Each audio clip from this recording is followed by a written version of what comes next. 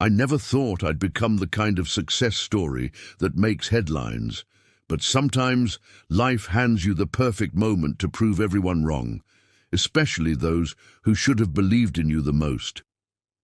Looking back, I should have seen the signs from the beginning. That's the thing about ambition, though. It has a way of blinding you to the red flags waving right in front of your face.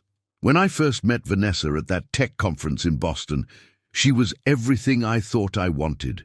Confident, articulate, with a sharp business mind and an even sharper sense of style. She worked in venture capital, the kind of sleek corporate job that came with expense accounts and weekend trips to the Hamptons. I was immediately drawn to her quick wit and the way she seemed to command any room she entered. Before we jump back in, tell us where you're tuning in from, and if this story touches you, make sure you're subscribed, because tomorrow I've saved something extra special for you. What do you do? She'd asked me that first night, martini in hand, studying me with those calculating blue eyes. I'm building a cybersecurity startup, I told her, specialized encryption software for financial institutions. Interesting, she'd replied, though I caught that slight hesitation, the subtle shift in her expression. Very, ambitious. The way she said ambitious, like it was something cute but ultimately unrealistic, should have been my first warning. But I was too captivated by her presence, too eager to prove myself worthy of her attention. Back then, my company, SecureFlow, was just beginning to take shape. I had the patents, a small but brilliant team, and a vision that kept me up at night with its possibilities. What I didn't have was major funding or the kind of connections that would open doors in the financial world. Vanessa, on the other hand, seemed to know everyone. Her family had old money, the kind that came with vacation homes and private school connections. When she introduced me to her circle, I felt the weight of their judgment, the silent assessments happening behind polite smiles. "This is Daniel," she'd say. "He's working on a startup, working on, not running, not building, not leading, just working on, like it was a hobby I tinkered with on weekends." Those subtle distinctions in language tell you everything about how someone sees you. Still, I was determined to win her over, to prove that my vision was worth believing in. Our relationship progressed quickly. Within 6 months we were living together, and by our 1-year anniversary I had proposed. The wedding was lavish, coordinated by Vanessa's mother, who treated it more like a networking event than a celebration of love. I remember standing in that church, watching Vanessa walk down the aisle, thinking I had finally made it. Here was this brilliant, beautiful woman from a world so different from my middle-class background, choosing me. It felt like validation. If only I had known what was coming. The first 2 years of marriage were a balancing act. I poured everything into SecureFlow, my time, my savings, every ounce of energy I had. We operated out of a small office space downtown, the kind with temperamental air conditioning and windows that never quite closed properly. My team consisted of 4 developers and a part-time office manager who also handled our minimal marketing efforts. "You need to scale," Vanessa would tell me during our increasingly rare dinners together. "This small operation isn't sustainable." She wasn't wrong, but scaling required capital, and despite my pitches to countless investors, we were still running lean. I had a few small clients, local credit unions and regional banks that took a chance on us, but nothing that would impress Vanessa's world. When I would talk about breakthroughs or small victories, Vanessa's interest was performative at best. She'd nod, ask a perfunctory question, then steer the conversation toward her own work, or increasingly toward her colleague, James Richardson. Even saying his name now leaves a bitter taste. He was everything I wasn't in Vanessa's eyes, established, connected, with the kind of effortless confidence that comes from never having had to prove yourself. He was a senior partner at her firm, 15 years our senior, with a recently finalized divorce, and a summer house in the Berkshires that he mentioned at every opportunity. James thinks you should consider selling your IP, Vanessa suggested one night. He says small security firms like yours rarely make it past the 5-year mark. James doesn't understand what we're building, I replied, trying to keep the defensiveness out of my voice. Vanessa rolled her eyes. He manages a portfolio worth 9 figures, Daniel. I think he understands business. It was around our 3rd anniversary when I began to suspect there was more between them than professional admiration. The late nights at the office, the weekend conferences that suddenly required both their attendance, the way her phone would be placed face down whenever I entered the room. I wasn't naive, but confronting it meant confronting the possibility that our marriage was as much of a facade as her interest in my company. Instead, I channeled everything into work. If I couldn't make her proud, I could at least prove her wrong. My team and I developed a proprietary encryption algorithm that could process transactions at 3 times the speed of our competitors, with security that exceeded federal standards. This wasn't just an incremental improvement, it was revolutionary. We began discreetly shopping it to larger financial institutions, knowing that one major contract could change everything. Meanwhile, at home, Vanessa grew more distant, more critical. The comments about my little company became more frequent, more cutting. "How's the startup today?" she'd ask, the word startup dripping with condescension, as if after 4 years we were still just playing at business. "We're making progress," I'd tell her, not wanting to reveal our negotiations with potential clients. In the business world, you learn to keep your cards close until the deal is signed. When her younger sister Olivia announced her engagement to a neurosurgeon from a family just as prestigious as their own, Vanessa became obsessed with appearances. The wedding would be the social event of the season. Everyone who mattered would be there, she reminded me constantly. Her unspoken concern was clear. How would she explain her husband's modest success to the people whose approval she craved? "Maybe wear your navy Armani suit," she suggested one evening, 2 weeks before the wedding. "It at least looks expensive." I nodded, swallowing my pride for what felt like the 1,000th time.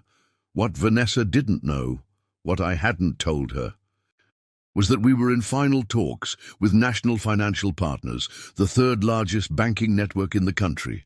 They weren't just interested in licensing our technology, they were discussing acquisition.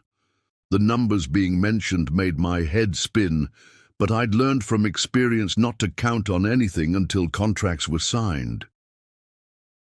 The night before Olivia's wedding, I received an email from NFP's legal team.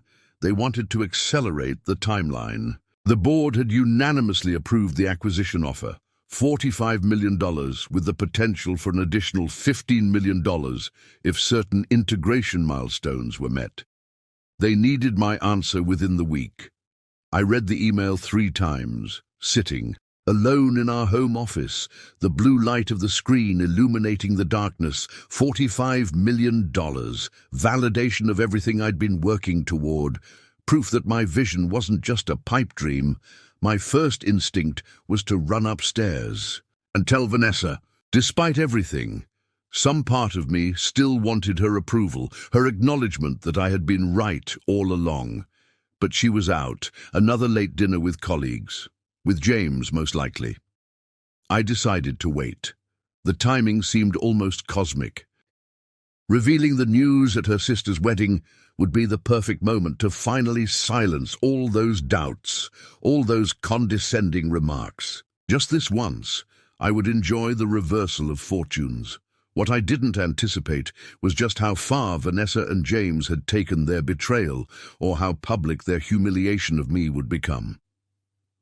The morning of Olivia's wedding dawned bright and clear. The ceremony was being held at the Bradbury Estate, a historic mansion with sprawling gardens that had been featured in architectural magazines. Vanessa was in the bridal party, so she had left at dawn for hair and makeup, leaving me to arrive. alone for the 4 p.m. ceremony.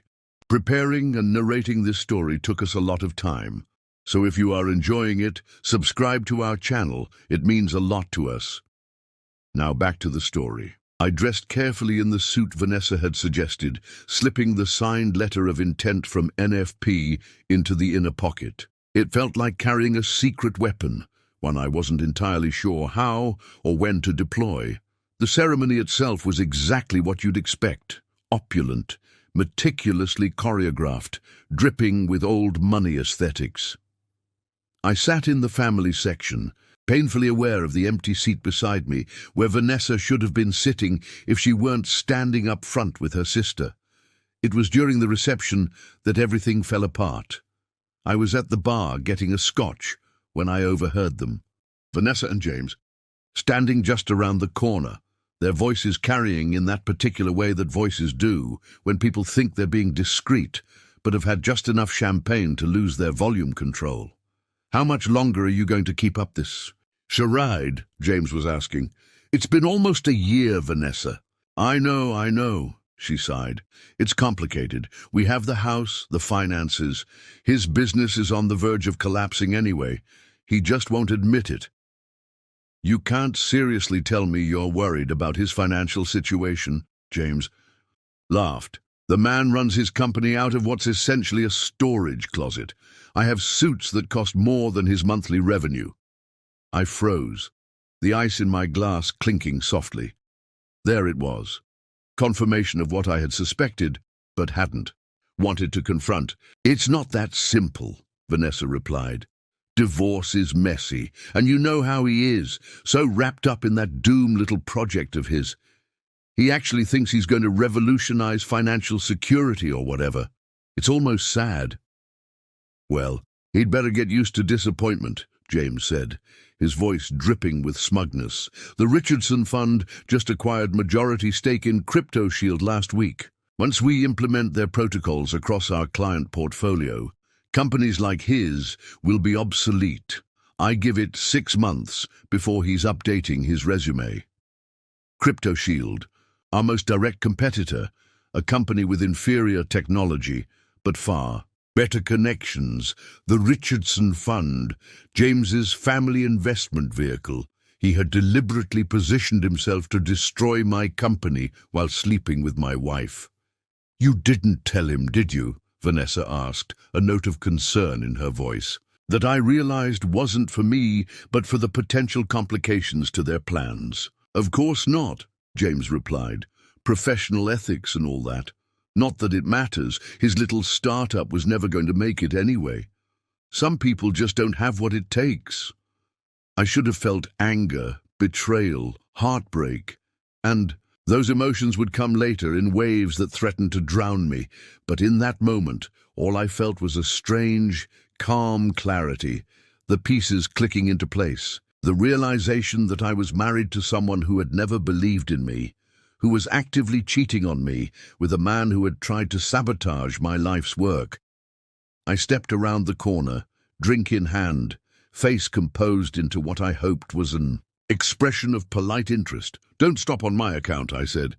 "This is fascinating." Vanessa's face drained of color, her champagne flute freezing halfway to her lips.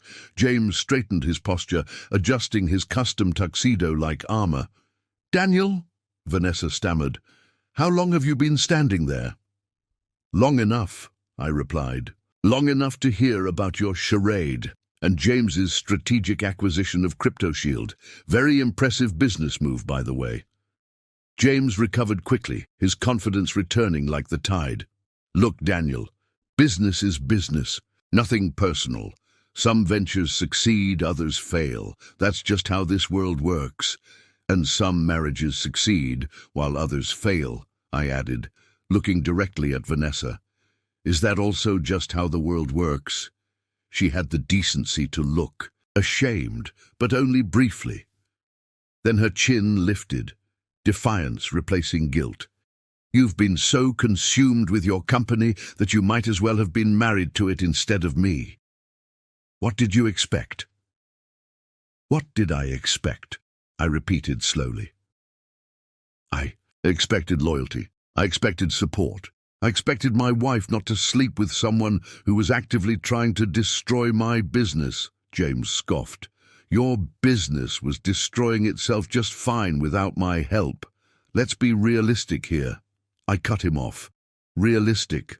All right, let's be realistic. I reached into my jacket pocket and withdrew the letter from NFP, unfolding it deliberately. National Financial Partners just agreed to acquire SecureFlow for $45 million, with potential additional compensation of $15 million based on integration metrics. The silence that followed was absolute, as if someone had suddenly muted the entire reception. Vanessa's mouth opened and closed without sound. James squinted at the paper, as if it might be a counterfeit. That's not possible. He finally managed. Not only possible, but finalized this morning, I replied, sliding the paper back into my pocket. Turns out my doomed little project was worth something after all. As for CryptoShield, their technology is 3 generations behind ours. Good luck with that investment. Vanessa reached for my arm. Daniel, we need to talk about this. I stepped back beyond her reach. No, I don't think we do. I think you and James have said everything I needed to hear. I turned to walk away, then paused, looking back over my shoulder. Oh, and Vanessa. I'll have my lawyer contact you next week. About the divorce. Don't worry, I'll make sure it's not too messy for you. As I walked away, I felt dozens of eyes on me, wedding guests who had witnessed the exchange, staff members pretending not to listen. In any other circumstance, I might have been embarrassed to be at the center of such a scene at someone else's wedding. But as I handed my emptied glass to a passing waiter and walked out through those ornate garden doors, all I felt was liberation. My phone buzzed in my pocket. Another email from NFP confirming our meeting to finalize paperwork. Outside, the sunset painted the sky in shades of gold and crimson. I loosened my tie, took a deep breath of evening air, and smiled for what felt like the first time in years. Sometimes, the best revenge isn't something you plan. It's simply becoming exactly what they said you never could. I often wonder if I missed the warning signs with Vanessa, or if I simply chose to ignore them. Looking back, they were scattered throughout our relationship like breadcrumbs, leading to an inevitable conclusion. Our first real date was at Luciano's, a high-end Italian restaurant downtown, where reservations were typically booked months in advance. Vanessa had connections, of course. We sat at a corner table with a view of the city skyline, and she ordered for both of us in fluent Italian, a skill I hadn't known she possessed. So tell me more about this startup of yours, she said, swirling her wine. Cybersecurity, right? That's certainly a crowded market. I leaned forward, eager to share the vision that kept me up at night. It is, but we've developed something unique. Traditional encryption is effective but slow. Our algorithm maintains the same level of security while processing transactions 3 times faster. And how many clients do you have currently? She asked, her expression politely interested. We're still in development, I admitted, but we're in talks with several local credit unions for pilot programs. Something flickered across her face. Disappointment, perhaps, or recalculation. Well, everyone has to start somewhere, she said, in a tone one might use to comfort a child with a scraped knee. That night, walking her to her door, I felt the need to reassure her. I know SecureFlow sounds small now, but this technology could change how financial institutions approach security. I really believe in what we're building, she smiled, placed a perfectly manicured hand on my cheek. That's what I find charming about you, Daniel. Your optimism. Charming. Like I was a novelty, an amusing diversion from the serious, established men she typically dated. But when she kissed me goodnight, the electricity between us made me dismiss that nagging doubt. Looking back now, I wonder if that was the moment, the exact moment when I should have recognized the fundamental incompatibility between us, not just in terms of backgrounds or career paths, but in how we viewed the world. Vanessa saw security in established structures, in following proven paths. I saw possibility in disruption, in questioning those very structures. But attraction has a way of convincing you that such differences are complementary rather than contradictory. "You know what I love about you," she said once, early in our relationship as we shared a late dinner after I'd spent 14 hours at the office. "You're not cynical like most of the men I meet. You actually believe you can change things." I took it as a compliment then. Only. Later did I recognize the subtle condescension, as if my belief in innovation was a charming naivety that would eventually yield to the real world as she understood it. Our courtship was a whirlwind of contradictions. By day, I worked in our modest office, poring over code with my small team, surviving on coffee and determination. By night, I entered Vanessa's world: charity galas, exclusive clubs, dinners with people whose family names adorned buildings across the city. At one such dinner, about 2 months into our relationship, I found myself seated next to a senior partner at Vanessa's firm, a man in his 60s, with the kind of confidence that comes from decades of unchallenged authority. "Vanessa tells me you're working on some sort of computer security," he said, cutting into his overpriced steak. "Cybersecurity for financial institutions," I clarified. "We're developing a new encryption protocol that significantly reduces processing time without compromising security." "Interesting," he replied in a tone that suggested it was anything but. "My nephew tried something similar a few years back. Burned through his trust fund before pivoting to real estate. Smart move in the end. Tech is so unpredictable." Before I could respond, he turned to the woman on his other side, dismissing me and my work in a single pivot of his attention. Across the table, I caught Vanessa watching the interaction, a small frown creasing her forehead. Later in the car, she placed her hand on mine. "Don't take Maxwell too seriously," she said. "He's old school, doesn't really understand technology." "He seemed to understand that it was beneath his notice," I replied, unable to keep the edge from my voice. "That's just how these dinners are. Daniel, it's all posturing and pecking order. You'll get used to it," but I never did. Each social event with Vanessa's circle reinforced the same hierarchy: those in traditional finance and law at the top, followed by established medical professionals, with entrepreneurs like me relegated to the category of interesting gambles. At best, delusional dreamers at worst. Vanessa would introduce me with practiced casualness.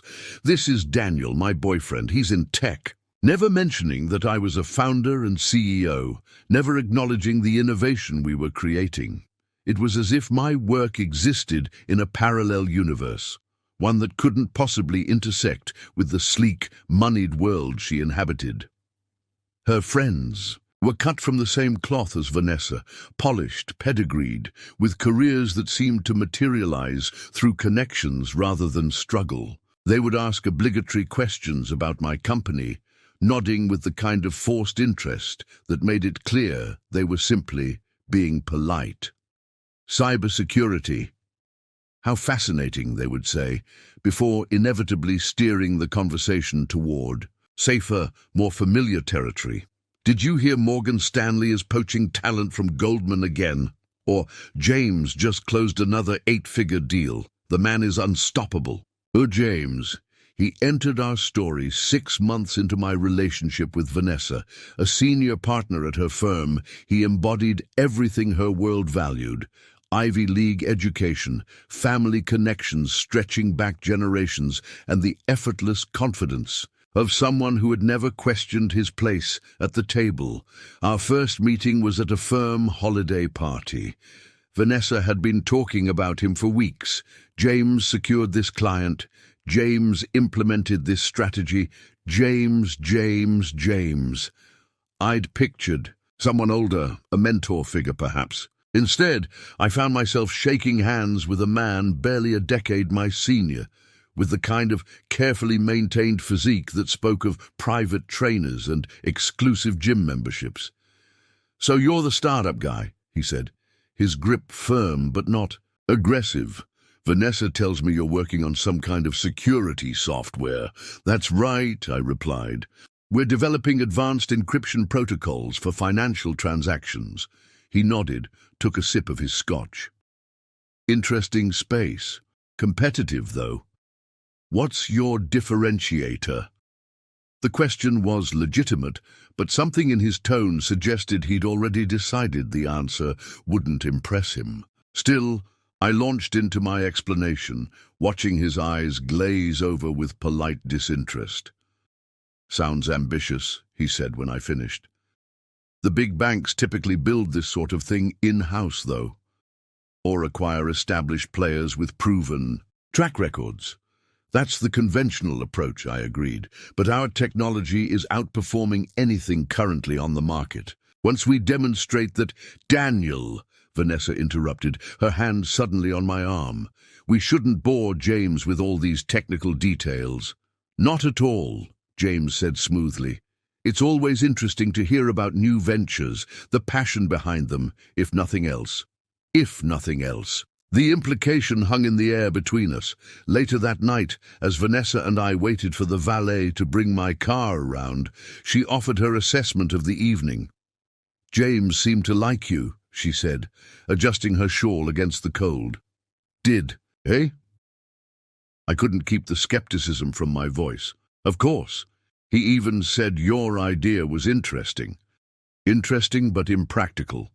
That was the subtext. Vanessa sighed. "You're being sensitive.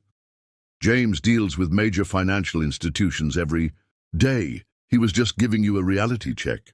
"I don't need a reality check from someone who doesn't understand what we're building." "What you're building," she corrected, a subtle distinction that spoke volumes. "And maybe you do. You've been working on this for what, 2 years now? With little to show for it."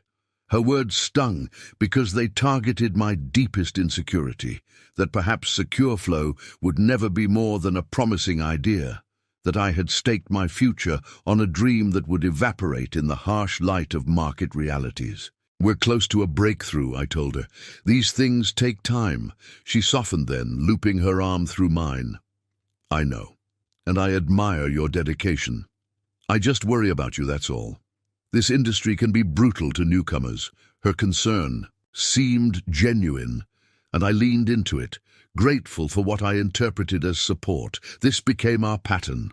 Vanessa expressing doubts wrapped in the language of care, me defending my vision while secretly fearing she might be right.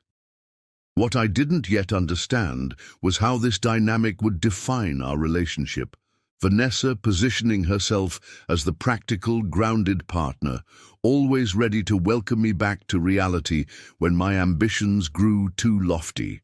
Me constantly trying to prove that my vision wasn't just a pipe dream, that SecureFlow could succeed on the terms I had defined rather than by conventional metrics.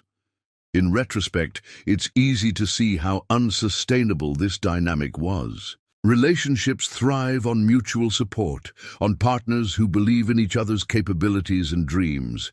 But at the time, I mistook Vanessa's skepticism for prudent caution, her dismissal for pragmatic insight. There were good moments, too, of course. Weekends in the Berkshires, at a cabin owned by a friend of hers, where we'd hike during the day and spend evenings by the fire talking about everything except work. Quiet dinners at neighborhood spots where, away from her social circle, Vanessa was more relaxed, more genuinely engaged. Nights when our connection felt real and substantial, not just a convenient arrangement between two people playing assigned roles. It was during one of these better periods, about 9 months into our relationship, that Vanessa first introduced me to her family. We drove to their estate in Greenwich for a Sunday lunch, a deceivingly casual term for what turned out to be an elaborate multi-course affair, served by staff in a dining room larger than my entire apartment. Edward and Patricia. Marshall had built their fortune in commercial real estate, though Edward's family money dated back several generations. They greeted me with the kind of polite reserve that suggested judgment was being withheld, but not indefinitely. "Daniel," Edward said, shaking my hand with a grip that seemed designed to establish dominance. "Vanessa tells us you're in the technology sector." "Yes, sir. I founded a cybersecurity company focusing on financial transaction protection." "Founded," he repeated, as if testing the word for credibility. "And how many people do you employ?" "We're small but growing. Currently 4 full-time staff plus contractors." "4," he echoed, exchanging a glance with Patricia that spoke volumes. "Well, we all start somewhere, don't we?" That lunch was an exercise in subtle interrogation. Questions about my family background, middle class, father a professor, mother a nurse, my education, state university, not Ivy League, and my 5-year plan for Secure Flow, which Edward immediately critiqued as optimistic. Olivia, Vanessa's younger sister, joined us midway through the meal, offering a brief reprieve from the examination. Where Vanessa was calculating and controlled, Olivia seemed more spontaneous, though no less accomplished. A surgical resident engaged to a fellow doctor from a good family, as Patricia repeatedly mentioned. "So you're the tech genius Vanessa's been telling us about," Olivia said, studying me with open curiosity. "She says your software could revolutionize banking security." I glanced at Vanessa, surprised. She'd never expressed such faith in Secure Flow to me directly. "That's the goal," I replied cautiously. "Vanessa has always had an eye for potential," Edward commented, in a tone that suggested he wasn't entirely convinced his daughter's eye was accurate in this case. "Though sometimes potential needs a practical framework to flourish," Patricia added, her smile not quite reaching her eyes. "James at Vanessa's firm has been so helpful mentoring young talent. Perhaps he could offer you some guidance on scaling. Your dream project." And there it was again, James positioned as the model of success against which I would inevitably be measured and found wanting. Already, less than a year into our relationship, the pattern was being established by Vanessa's family as well as her professional circle. Driving back to the city that evening, Vanessa was unusually quiet, staring out the passenger window as we navigated the Sunday traffic. "Your family seems nice," I offered, a blatant lie we both recognized. "They're protective," she replied after a moment. "They want what's best for me." "And I'm not it," I said, the words emerging more bluntly than I'd intended. Vanessa turned. To me, her expression softening. "That's not fair. They just need time to know you, to see what I see in you." "And what's that exactly?" I asked, genuinely curious about how she would define my appeal, given the evident gap between her family's expectations and my reality. She reached across the console to touch my hand. "You're brilliant, Daniel. Creative in ways they can't understand. You see possibilities that most people miss." The compliment was unexpected and disarming. Vanessa rarely expressed such direct admiration for my capabilities. "But," I prompted, sensing the unspoken qualifier. "But nothing," she insisted, though her tone suggested otherwise. "I just wish sometimes you could present your vision in ways they would understand, language they relate to." "You mean I should talk more about profit margins and less about technological innovation? I mean, there are different audiences for different aspects of your work," she clarified. "With investors or my family, focus on the business potential. Save the technical details for your team." It was practical advice, I suppose, but it also felt like being asked to translate my genuine passion into terms that would be palatable to people who fundamentally didn't value what I was building. "I'll try," I promised, wanting to please her, to prove I could navigate her world as effectively as I navigated lines of code. It would become another pattern in our relationship. Me, adapting, adjusting, translating myself into terms Vanessa and her circle could understand and approve of, always bending toward their reality rather than inviting them into mine. When I proposed 6 months later on a weekend trip to Newport, Vanessa seemed genuinely surprised. Not by the proposal itself, we had discussed marriage in the abstract, but perhaps by the timing. We were walking along the cliff walk, the Atlantic stretching endlessly before us, when I dropped to one knee. "Yes," she said after a pause that lasted a heartbeat too long. "Of course. Yes." I'd spent nearly 2 months operating budget on the ring, a decision Ryan had questioned when I mentioned it during a rare personal conversation at the office. "That's a significant expense for something that's essentially symbolic," he'd pointed out, ever the pragmatist. "It's important to Vanessa," I'd replied. "Her world puts a premium on these things." Ryan had given me a long look then, one I chose not to interpret. "Just make sure you're marrying Vanessa for who she is, not for who you hope she'll become." Later, celebrating with champagne in our hotel room, she asked the question that would define our marriage. "What about the future? Have you thought about an exit strategy for SecureFlow?" "An exit strategy," I repeated. "We're just getting started." "No, but these ventures don't last forever. Eventually, you'll either need to scale significantly or look for acquisition opportunities." I studied her face, trying to understand what she was really asking. "Do you not believe SecureFlow will succeed?" "It's not that," she said carefully. "I just think it's wise to have contingency plans. My father always says hope isn't a strategy." There it was again, that note of doubt, that implicit suggestion that my dream existed in a different category than the real business conducted by people like her father, like James. "I'm in this for the long haul," I told her. "SecureFlow isn't just a stepping stone for me." She nodded, but something in her expression told me she was already calculating how long haul might be, how much time she would give me before expecting results that would validate her choice in a husband. The diamond ring glittered on her finger, catching the last light of sunset filtering through our window. It had cost me nearly 3 months of operating capital, an expense my small company could barely afford. But in Vanessa's world, symbols mattered, and I had been determined to give her one she wouldn't be embarrassed to show her friends.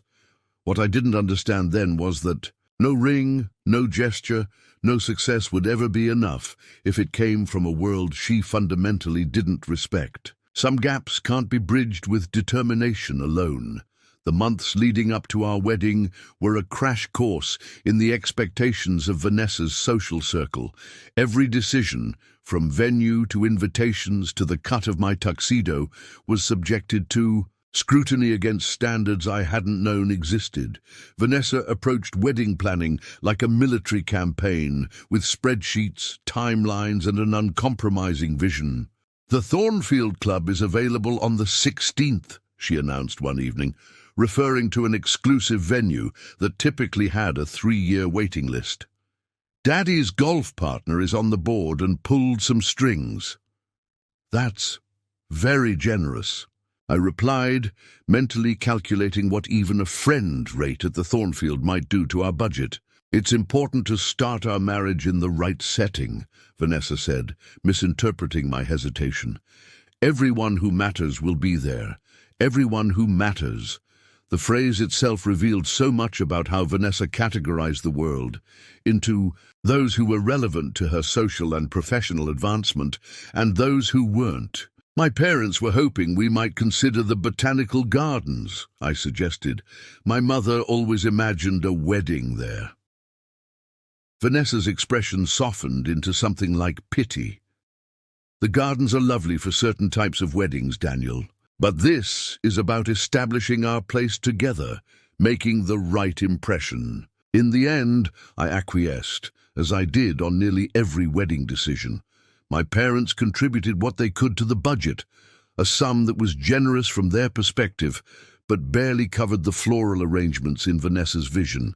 Her father funded the rest, a situation that established a subtle power dynamic that would persist throughout our marriage.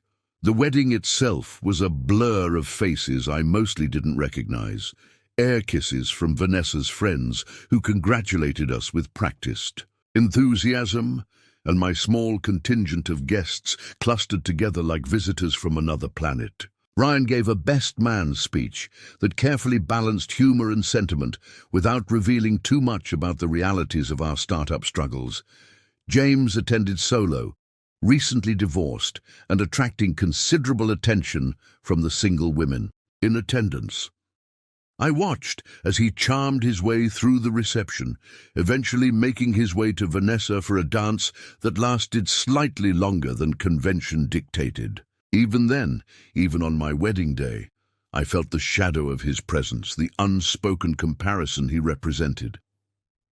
Later that night, as Vanessa and I prepared to leave for our honeymoon in the Maldives, another expense I could ill afford, but deemed necessary, her father pulled me aside for what I assumed would be the traditional father-in-law chat. "Daniel," he said, his hand heavy on my shoulder, "Vanessa has always had high expectations for herself, for her life."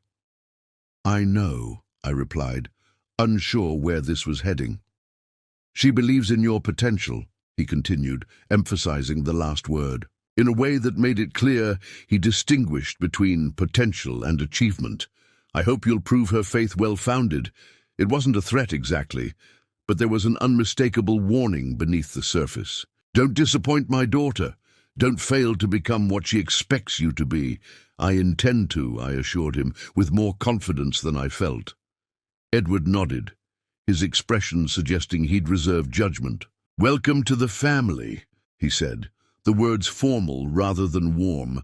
As our car pulled away from the reception, Vanessa leaned against me, momentarily dropping the perfect bride persona she'd maintained throughout the day.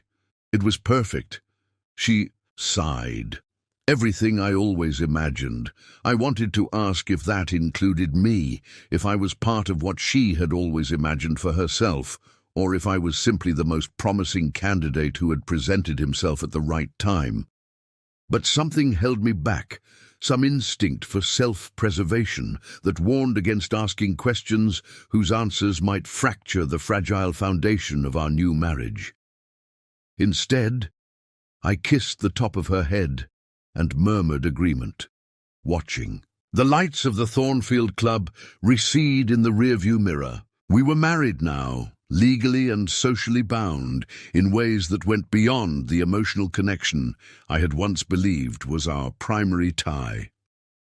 For better or worse, I had joined my life to Vanessa's, merged my world with hers. Only time would reveal whether the gap between those worlds could ever truly be bridged, or if I had just committed myself to a lifetime of translation, adaptation, and compromise. Our wedding was a study in contrasts, much like our relationship. Vanessa's parents insisted on hosting it at the Westbrook Country Club, a place so exclusive that membership applications were routinely waitlisted for decades. The guest list swelled to over 300 people, most of whom I had never met. Colleagues of her father, business associates, family friends who had known Vanessa since childhood.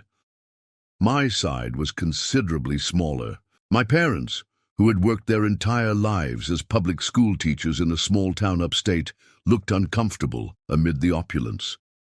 My handful of close friends, mostly fellow entrepreneurs and former college roommates, stuck together nearby. The bar, clearly aware they were outsiders in this world of old money and inherited status. "Quite the production," my best man Ryan muttered during the reception. Ryan had been with me since the early days of SecureFlow, our CTO and the brilliant mind behind much of our technological innovation. "Is this what you wanted?" I watched. Vanessa across the room, laughing with a cluster of impeccably dressed friends, champagne flute in hand. She looked radiant, completely in her element. It's what she wanted, I replied. And it makes her happy. Ryan gave me a sidelong glance. And what about you? What makes you happy? Building something that matters, proving we can succeed on our own terms. I paused. And Vanessa, she challenges me. Challenges you or challenges what you're doing? Ryan asked. Because those are different things. I didn't answer. Deep down, I knew he was voicing concerns I had deliberately pushed aside. But it was my wedding day, and I wasn't ready to acknowledge those doubts.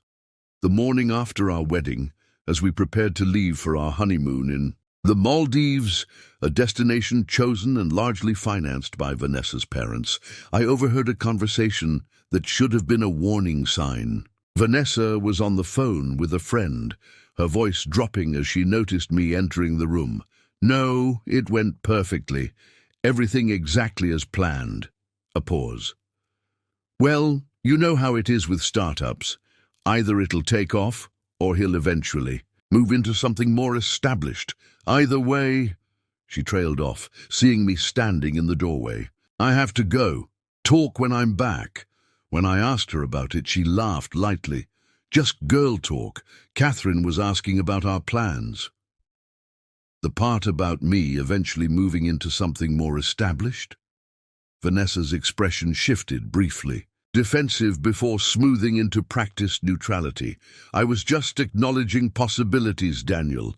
That's what reasonable people do. They have contingency plans. Our marriage is a contingency plan.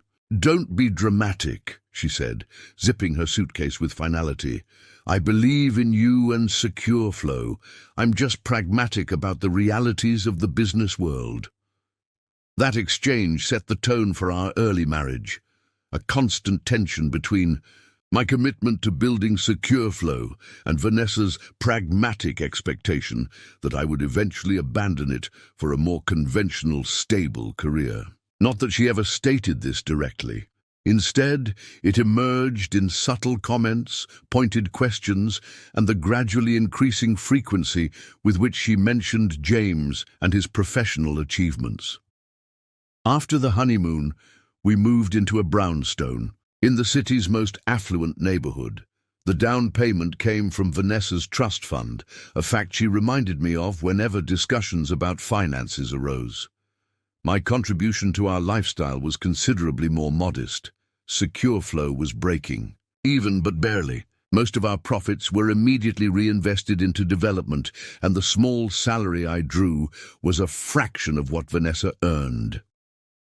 We should redecorate the home office, Vanessa suggested one Sunday morning, about 6 months into our marriage. It's so functional, not really in keeping with the rest of the house. The home office was my space, filled with whiteboards covered in code snippets and system architectures, reference books stacked on every surface, multiple monitors running tests and simulations.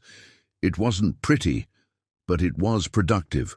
I need it to be functional, I replied. I'm actually making progress on the transaction processing speed. We might be ready for a larger demonstration next month. Vanessa sighed, setting down her coffee cup with deliberate precision. Daniel, when are we going to have a real conversation about Secure Flow's future? It's been 3 years now. What do you mean by real conversation? I asked, though I knew exactly what she meant. I mean, how long are you going to keep pouring yourself into this before considering alternatives? James mentioned there are several established security firms looking for talent with your background. There it was again, James. His name had begun appearing in our conversations with increasing frequency. I'm not looking to be someone else's talent, I said, trying to keep my tone even. Secure Flow is on the verge of a breakthrough. The algorithm is working. We just need to optimize implementation and scale our server capacity. You've been on the verge of a breakthrough for as long as I've known you, Vanessa replied. Meanwhile, we're living in this beautiful home that my money paid for, while you work 18-hour days on something that might never succeed. Her words cut deeper than she knew. Every entrepreneur faces moments of doubt, nights spent staring. at the ceiling wondering if they're chasing an impossible dream. Having those private fears voiced aloud by the person who should be your greatest supporter was particularly devastating. This isn't just some hobby, Vanessa. We're creating something revolutionary. If you could just see beyond the immediate— I see perfectly clearly, she interrupted. I see my husband refusing to acknowledge reality. I see my colleagues advancing in their careers while I'm married to someone whose company operates out of what's basically a glorified storage room. The contempt in her voice was unmistakable now, stripped of the polite veneer she usually maintained. This wasn't just about financial security or career prospects. She was ashamed of me, of what I was building. If my work embarrasses you so much, why did you marry me? I asked quietly.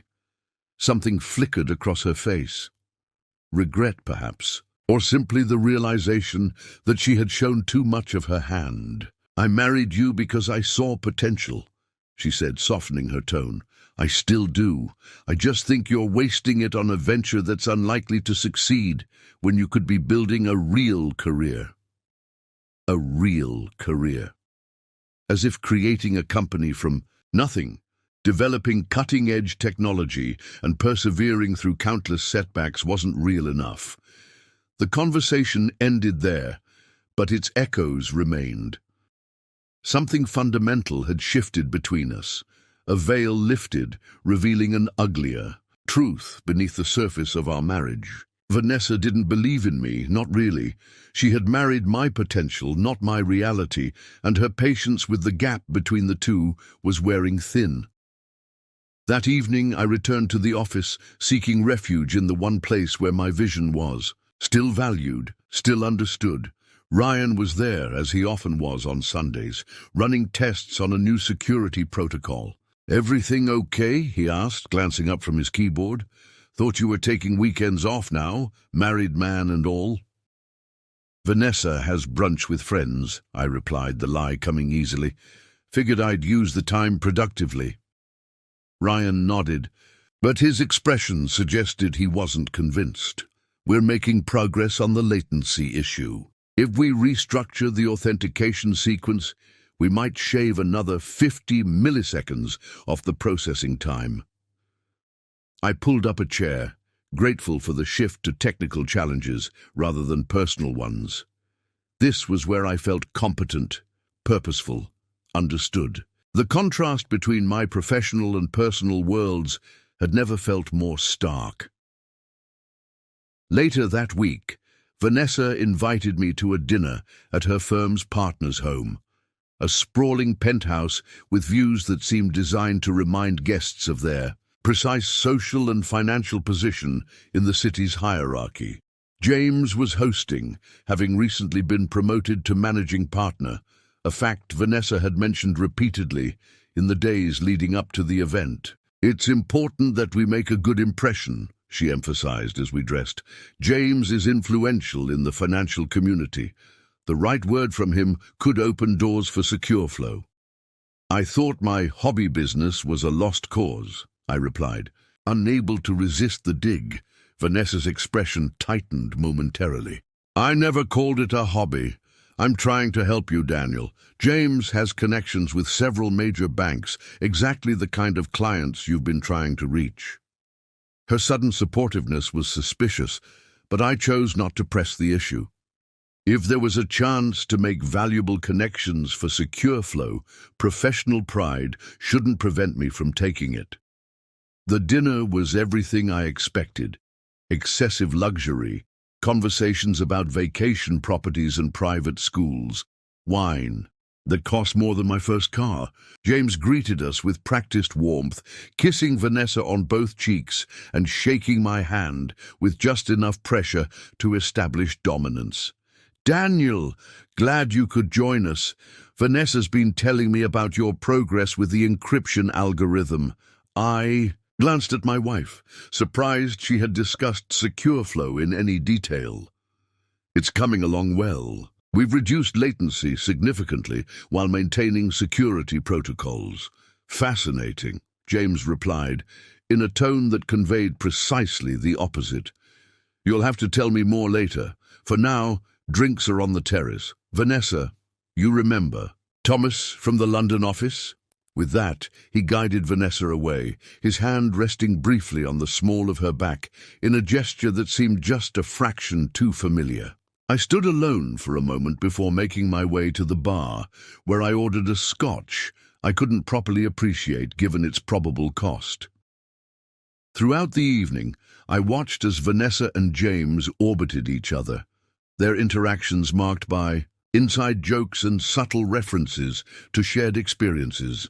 There was nothing overtly inappropriate, nothing I could point to as definitive evidence of anything beyond professional camaraderie. And yet, the cumulative effect of their body language, their mutual awareness, suggested a connection deeper than colleagues. It was during dessert, when the conversation turned to industry gossip, that I noticed James studying Vanessa with an expression I recognized all too well, the look of a man assessing something he desired but did not yet possess. More troubling was that Vanessa, typically so composed, seemed to glow under his attention, in a way she hadn't with me in months. On the ride home, I broached the subject obliquely. You and James seem close. We work together, she replied immediately, her tone casual. And he's been a mentor since I joined the firm. A mentor, I repeated. The way he looks at you doesn't seem particularly mentor-like. Vanessa turned to me, her expression a mixture of irritation and something I couldn't quite identify. Guilt, perhaps, or simply annoyance at being questioned. Don't be ridiculous, Daniel. James is a colleague, nothing more, and he's exactly the kind of connection SecureFlow needs, if you'd stop being paranoid long enough to see it. The deflection was skillful, shifting focus from her relationship with James to my supposed failure to recognize a professional opportunity. It was a technique Vanessa had perfected, recasting my concerns as either insecurity or business naivety. I don't need James's connections, I said firmly. SecureFlow will succeed on its own merits. Vanessa sighed, the sound heavy with exasperation. This is exactly the kind of thinking that holds you back. In the real world, merit isn't enough. You need advocates, people who can open doors. James could be that for you if you'd let go of your pride. And what would I owe him in return for this advocacy? It's not about owing, she countered. It's about building mutually beneficial relationships. That's how business actually works. Daniel, not just coding away in isolation, hoping someone magically recognizes your genius. The conversation descended from there, with Vanessa citing James's professional achievements as evidence of his business acumen, while I grew increasingly defensive about SecureFlow's approach. By the time we arrived home, we had retreated to our respective corners, Vanessa convinced I was sabotaging opportunities out of pride, me increasingly suspicious of her motives for pushing me toward James's influence. As our second anniversary approached, SecureFlow faced its most significant challenge yet. Our primary server went down during a demonstration for a mid-sized regional bank, the kind of client we desperately needed to establish credibility. While Ryan worked frantically to restore the system, I stood before a room of unimpressed executives watching our opportunity disintegrate in real time. Perhaps we should reschedule, suggested their CTO, a woman whose tight smile conveyed exactly what she thought of our technical capabilities. Of course, I replied, maintaining a professional facade while inwardly calculating how this setback would affect our already precarious runway. We apologize for the inconvenience. The silence in the elevator ride down to the lobby was deafening. The bank's representatives murmured polite goodbyes, but their expressions told me everything I needed to know.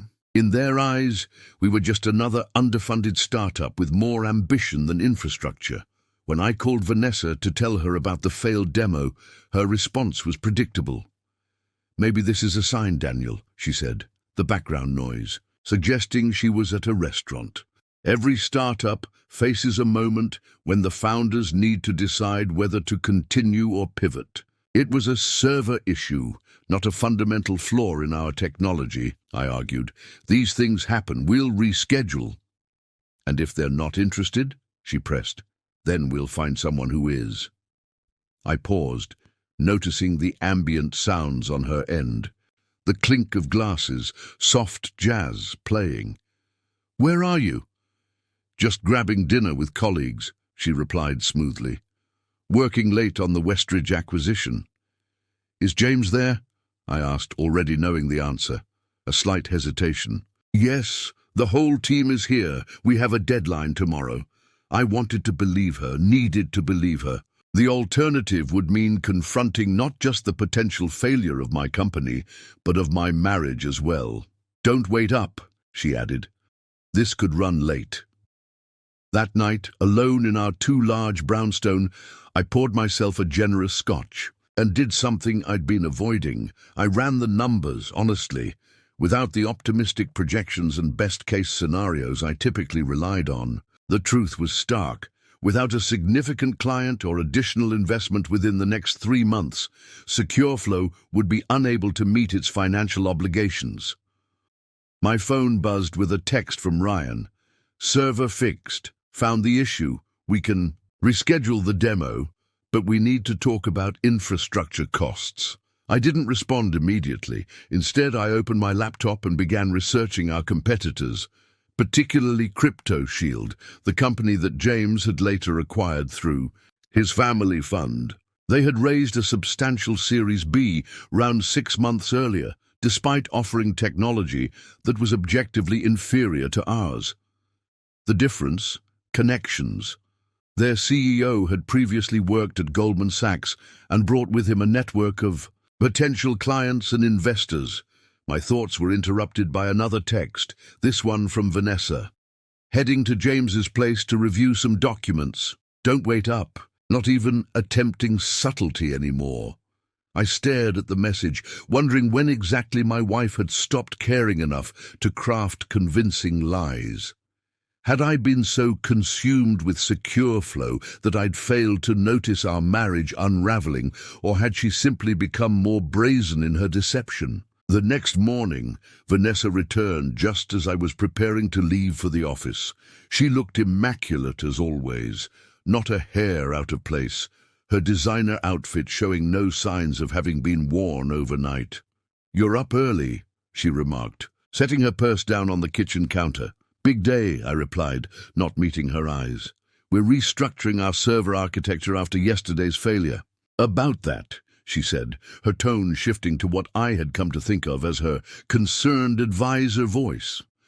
"I was talking to James about your situation." "My situation?" I interrupted. "You discussed SecureFlow's technical issues with James?" She had the grace to look momentarily uncomfortable. "Not specifics, obviously, just the general challenges you're facing. He has some insights that might be helpful."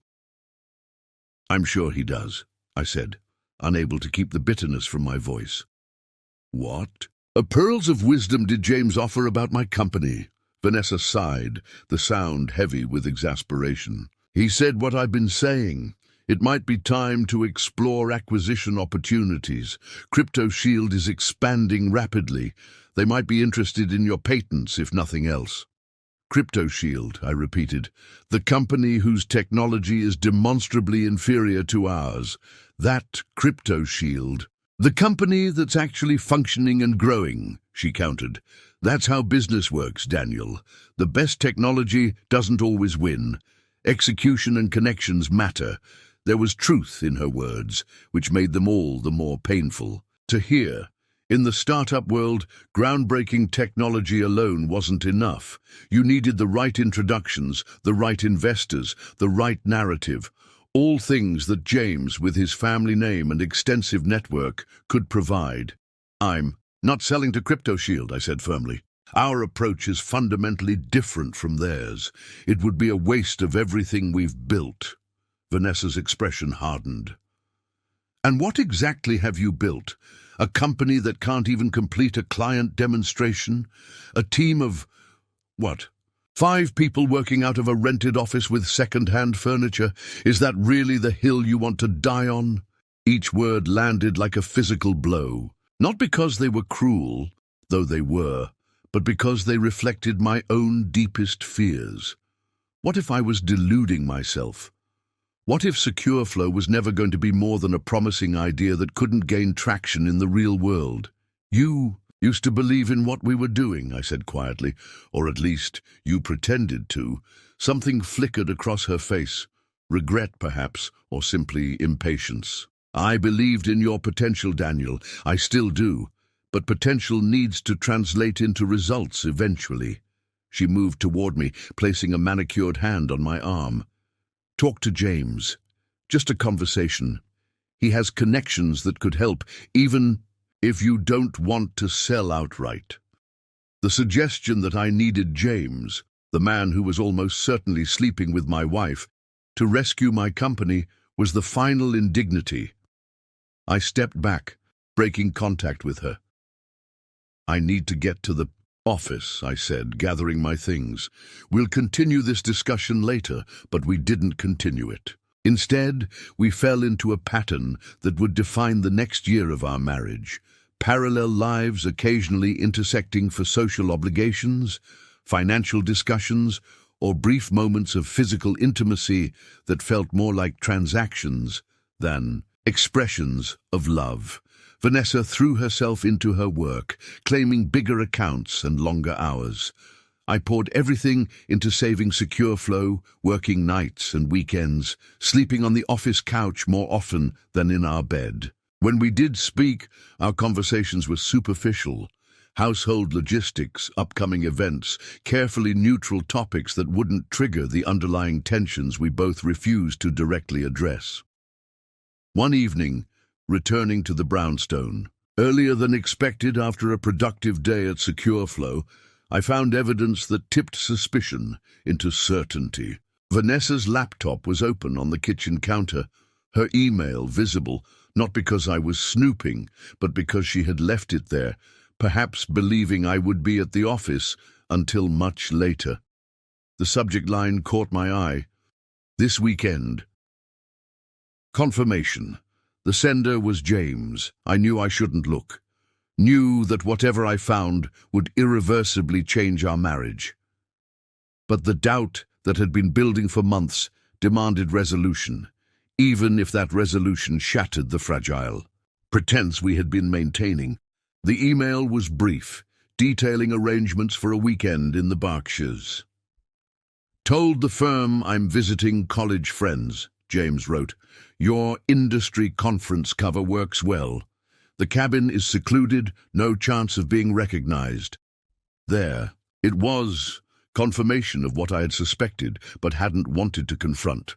My wife was actively planning a weekend getaway with James, complete with cover stories for their respective absences. The betrayal wasn't just the affair itself, but the calculated deception surrounding it, the careful maintenance of alibis and explanations. I closed the laptop, my mind oddly calm, despite the revelation. There should have been rage, perhaps, or crushing devastation. Instead, I felt a strange sense of clarity, as if a persistent fog had finally lifted. Our marriage had been broken long before this email, fractured by fundamental incompatibilities and mutual disappointment. The affair was merely the most visible symptom of that deeper dysfunction. Rather than confronting Vanessa immediately, I retreated to my home office, channeling my emotional energy into work, the one constant that had never betrayed me, never pretended to be something it wasn't. I worked through the night, coding with a focus and intensity fueled by the need to escape my personal reality. When Vanessa returned home the following evening, I maintained our usual superficial interaction, discussing household matters and upcoming social obligations as if nothing had changed. She mentioned an industry conference the following weekend, her expression carefully neutral as she explained she would be leaving Friday and returning Sunday evening. Sounds important, I said, watching her face for signs of discomfort. Where is it being held? Boston? She replied without hesitation, the lie flowing effortlessly. Regulatory changes affecting private equity. Nothing you'd find interesting. Probably not, I agreed, marveling at her composure. I'll be focused on the Paterson milestone deadlines anyway. Barely notice you're gone. If she detected anything unusual in my tone, she didn't show it. We continued our choreographed dance. Of polite distance, each concealing truths the other already suspected. The weekend of her conference, I threw myself into secure flow with renewed determination. The clarity that came with knowing the true state of my marriage somehow translated into professional focus. Without the persistent background anxiety of wondering about Vanessa's behavior, I could channel all my mental energy into solving the technical challenges that had been hindering our progress. By Sunday evening, Ryan and I had made a significant breakthrough in our encryption protocol, reducing processing latency by an additional 8% without compromising security parameters. It wasn't the revolutionary leap we had been hoping for, but it represented meaningful progress we could demonstrate to potential clients and investors. "This is good," Ryan said, reviewing the test results. "Not earth-shattering, but definitely competitive advantage territory. The Paterson people will be impressed." "It's a start," I agreed. "Let's schedule demos with those regional banks again. Show them we've addressed the infrastructure issues and improved performance." Metrics. When Vanessa returned that evening, tanned and relaxed from her weekend in the Berkshires, rather than pale from conference rooms in Boston, I greeted her with the same polite distance we had maintained for months. If she noticed any change in my demeanor, any hint that I knew about her deception, she gave no indication. "How was the conference?" I asked, watching as she unpacked her weekend bag. "Productive," she replied smoothly, "though these regulatory panels can be mind-numbing. How was your weekend? Make any progress on the Paterson milestones?" "Actually, yes. We had a breakthrough with the encryption protocol. Nothing revolutionary, but definitely progress." She paused, a flicker of surprise crossing her features. "That's good," she said finally. "I'm glad to hear it." The months that followed established a new equilibrium in our marriage, a mutual pretense of normalcy overlaying the reality of separate lives. Vanessa continued her affair with James, thinly disguised as business commitments and industry events. I focused on secure flow, gradually rebuilding our credibility with potential clients and refining our technology. The strange irony was that as my marriage deteriorated, SecureFlow's prospects began to improve. The clarity that came with acknowledging the truth about Vanessa and James somehow translated into more effective leadership. I no longer wasted emotional energy wondering about her behavior or seeking her approval. Instead, I channeled that energy into the company, making decisions with a confidence and conviction that had previously been undermined by persistent self-doubt. We secured 2 small regional banks as clients, implementing our security protocols for specific transaction categories rather than their entire systems. The limited scope was less than ideal, but it provided crucial real-world testing and validation of our technology. The Paterson investors were cautiously optimistic, releasing additional funding as we met preliminary milestones. It was during this period that we received the invitation to Olivia's wedding. Vanessa's younger sister had always been the family. A favorite, more conventionally successful, more socially adept, more willing to follow the prescribed path of prestigious education, lucrative career, and marriage to someone from the right background. "William is perfect for her," Vanessa commented, studying the elaborate invitation with its embossed lettering and ribbon detailing. "Neurosurgeon, family money, summer home in the Hamptons. Mom and Dad are thrilled." The undercurrent was clear. Olivia had chosen correctly, while Vanessa had settled for me, a disappointing deviation from the family's expectations. "The wedding's at the Bradbury estate," she continued. Very exclusive. Half of Wall Street will be there. Sounds delightful, I replied, not bothering to hide my lack of enthusiasm. Vanessa looked up, her expression calculating. It's important that we present well. Things have been noticed. Noticed? I echoed. People talk, Daniel. My colleagues, family, friends. They've noticed we're not often together at functions. There are questions. So that was her concern. Appearances, the social consequences of our deteriorating marriage becoming public knowledge. We wouldn't want to embarrass you, I said, the bitterness impossible to suppress. It's not just about me, she snapped. Your reputation matters too, especially with SecureFlow struggling. The financial world is small, Daniel. Impressions count. She wasn't entirely wrong. In the business ecosystem we operated in, personal and professional reputations were intertwined. A failing marriage could be interpreted as a sign of broader instability, particularly for a founder seeking investment or strategic partnerships. I'll be there, I assured her, appropriately attired and on my best behavior. Thank you, she said, visibly relieved. I was also thinking it might be a good opportunity for you to talk to some of William's colleagues. He knows several people who work with financial technology. Of course, even her sister's wedding was a potential networking opportunity, another chance to remind me of the connections I lacked. I'll bring business cards, I replied dryly. Vanessa either missed or chose to ignore my sarcasm. Excellent. This could be good for you. For us. For us. As if there was still an us to consider beyond the legal arrangement and shared address. What neither of us knew then was that Olivia's wedding wouldn't just be another social obligation to endure. It would be the catalyst that finally forced us to confront the truth we'd both been avoiding. That our marriage, like so many startups with promising beginnings, had failed to thrive not due to lack of effort, but because its foundation had been flawed from the start. Some ventures are doomed before they begin, not because the idea isn't sound, but because the key stakeholders are pursuing fundamentally different visions of success. In the weeks leading up to Olivia's wedding, I found myself spending even more time at the office, using work as both escape and purpose. The odd thing was, this intense focus was yielding results.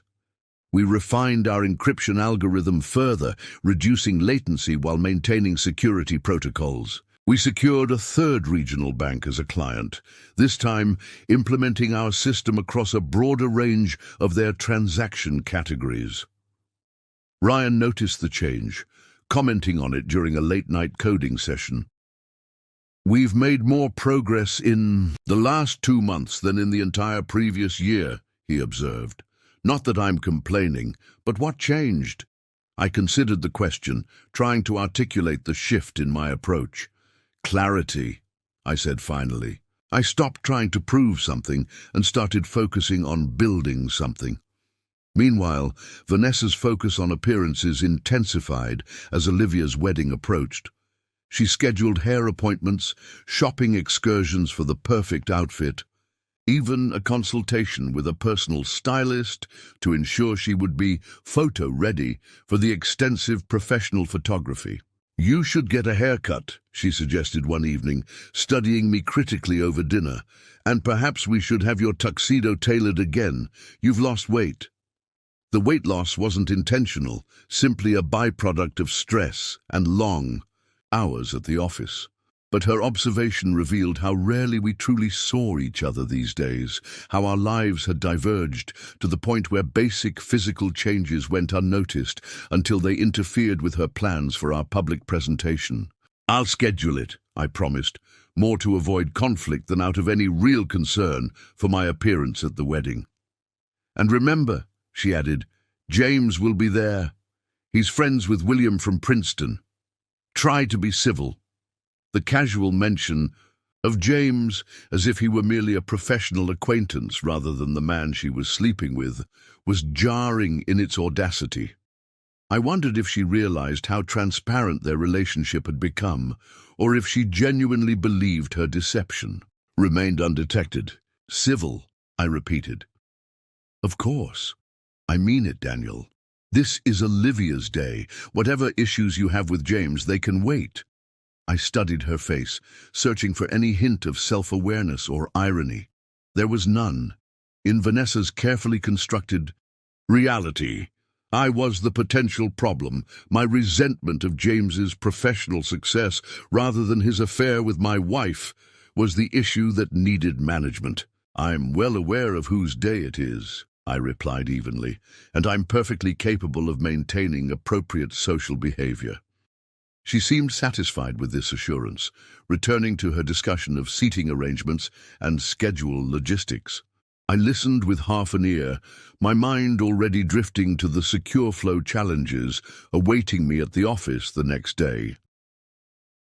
The night before Olivia's wedding, I stayed late at the office, running final tests on our latest protocol adjustments.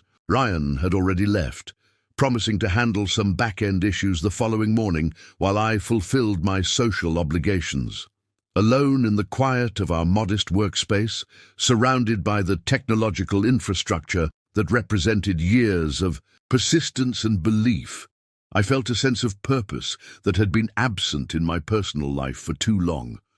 My phone buzzed with a notification, breaking the contemplative silence. An email from a contact at National Financial Partners, the banking network we had discreetly approached months earlier. Subject line: Revisiting Secure Flow Implementation. I opened it with tempered expectations.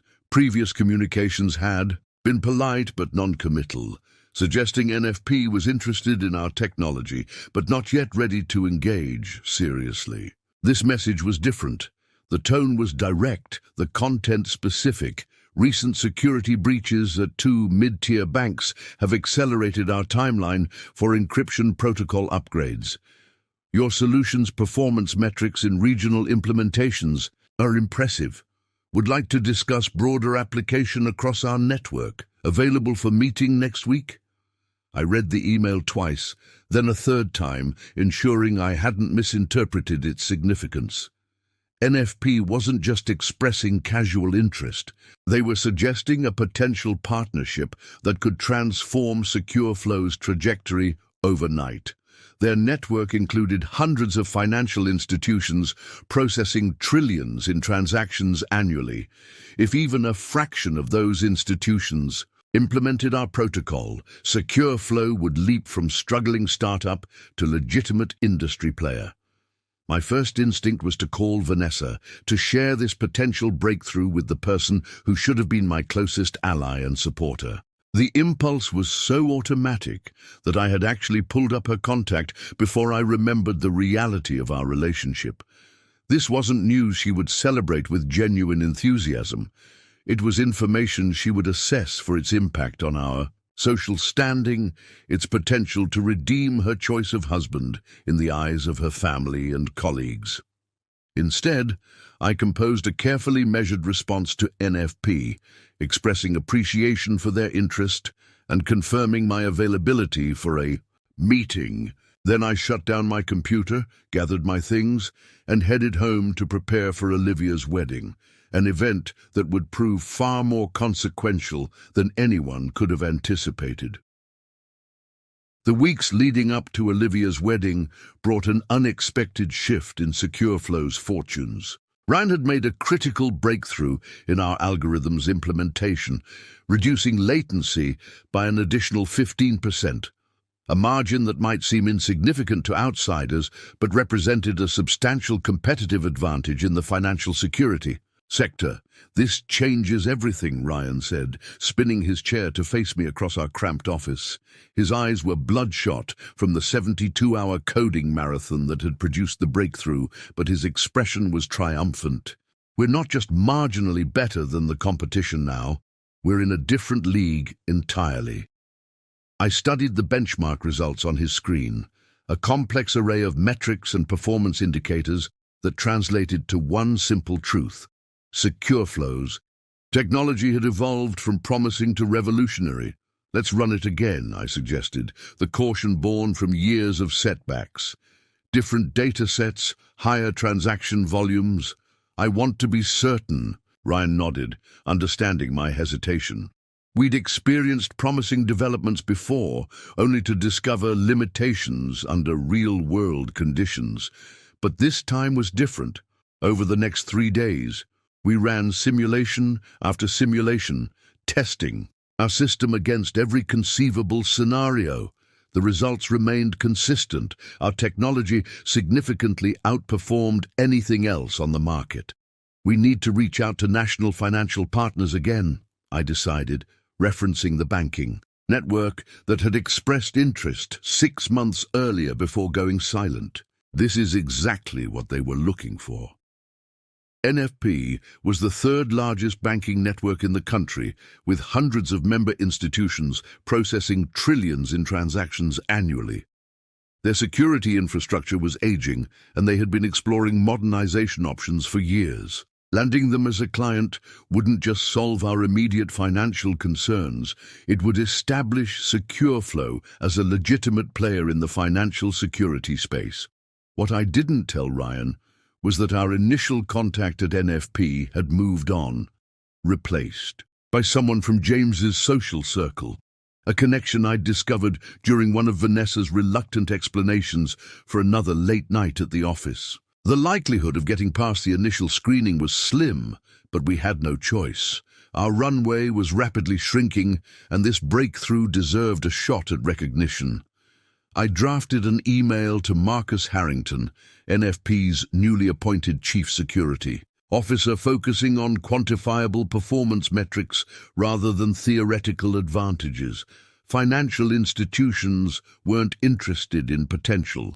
They wanted proven solutions to specific problems. Attached to the email was a detailed technical overview of our approach, with benchmark comparisons against industry standards and major competitors. To my surprise, Harrington's response arrived the next morning. Brief, direct, and unexpectedly. Positive, intriguing metrics. Need verification under controlled conditions. Available for demonstration next Thursday. Ryan was as shocked as I was when I shared the news. Thursday? As in next week Thursday? That's not how enterprise sales cycles usually work. Maybe they're more desperate than we realized, I suggested, already mentally restructuring our schedule to prepare for the demonstration. Or maybe someone else has been talking us up. I didn't voice the other possibility that James had somehow learned of our breakthrough and was maneuvering to evaluate our technology before making a strategic move with CryptoShield. Paranoia, perhaps, but the financial security sector was notoriously cutthroat, and James had already demonstrated his willingness to use inside information for personal advantage. The week leading up to the NFP demonstration was a blur of preparation. We refined our presentation materials, strengthened our testing protocols, and ran simulation after simulation to ensure our system could handle whatever challenges Harrington and his team might throw at it. I slept at the office more nights than not, returning home only to shower and change clothes before heading back to work. Vanessa noticed my absence, of course, but her curiosity seemed perfunctory at best. "Another crisis at the startup?" she asked one morning, her tone suggesting she had already categorized whatever I was working on as another exercise in futility. "Just focused on a new development," I replied vaguely. "Could be significant." She nodded, clearly unconvinced. "Well, don't forget Olivia's wedding is next weekend. You'll need to pick up your tuxedo by Wednesday at the latest." "I'll handle it," I promised, grateful for the change of subject. The less Vanessa knew about the NFP opportunity, the less likely that information would find its way to James. The demonstration itself was scheduled for Thursday morning at NFP's headquarters, a gleaming tower in the financial district that projected exactly the kind of established power and influence that SecureFlow had been struggling to access. Ryan and I arrived an hour early, running through our presentation one final time in a coffee shop across the street. Marcus Harrington arrived precisely on time, accompanied by 6 members of his technical team. His handshake was firm, his expression neutral but evaluative. "Mr. Bennett, appreciate you accommodating our accelerated timeline." "Happy to," I replied, matching his professional tone. "We've prepared a comprehensive demonstration of our encryption protocol, with particular emphasis on transaction processing speed under high-volume conditions." Harrington nodded, gesturing for us to proceed. "Let's see what you've got." What followed was the most intense technical evaluation I'd ever experienced. Harrington's team didn't just passively observe our presentation. They actively probed every aspect of our system, requesting specific demonstrations, challenging our architectural decisions, and comparing our approach to existing security frameworks. By the 4th hour, we had moved beyond technical validation to practical application discussions, a significant milestone in enterprise sales conversations. When Harrington finally called for a break, the atmosphere had transformed completely. "Step into my office for a moment," he suggested, gesturing for me to follow while Ryan continued answering technical questions from the rest of the team. "I'll be direct, Bennett," he said, once the door closed behind us. "Your technology is impressive, more impressive than the preliminary materials suggested." "Thank you," I replied, maintaining professional composure despite the internal surge of vindication. "We believe it represents a significant advancement in financial transaction security." Harrington nodded slowly, studying me with the evaluative gaze of someone accustomed to making high-stakes decisions. "Here's what I don't understand. Technology this robust should have attracted serious attention long before now. You've been operating for what, 4 years? Why aren't you already implementing across major institutions?" It was the question I had asked myself countless times over the years of struggle and rejection. The honest answer involved a complex interplay of factors: limited connections in the financial world, inadequate investment to support enterprise-level sales efforts, and the inherent conservatism of financial institutions when considering security innovations. Financial institutions move cautiously, especially regarding security infrastructure. I replied diplomatically. "Our regional implementations have allowed us to demonstrate real-world effectiveness while refining our approach. We've deliberately focused on perfecting the technology before pursuing aggressive expansion." Harrington's expression suggested he recognized the gap between my explanation and the full story, but he didn't press further. Instead, he shifted to what would prove to be a pivotal question. "I appreciate the diplomatic answer," he said with the ghost of a smile. "Let me be more explicit. We're not just evaluating your technology for potential implementation. NFP has been developing a comprehensive security infrastructure overhaul for the past 18 months. We've been assessing multiple approaches, including building proprietary systems and acquiring existing solutions." My pulse quickened slightly as I processed the implications. This wasn't just about securing NFP as a client. It was potentially about becoming part of their core security infrastructure strategy. "I see," I replied carefully. "And where does SecureFlow fit into that assessment?" "That's what today was about," Harrington explained. "Your approach aligns with the direction our technical team has been advocating, emphasizing processing speed and implementation flexibility over more traditional security methodologies. The performance metrics you've demonstrated today are compelling." He paused, seeming to consider how much to reveal. "We're prepared to discuss broader possibilities than just a vendor relationship." Depending on additional technical validation, of course. The meaning was clear, even if deliberately understated. NFP wasn't just considering licensing our technology, they were evaluating acquisition potential. The realization was momentarily dizzying.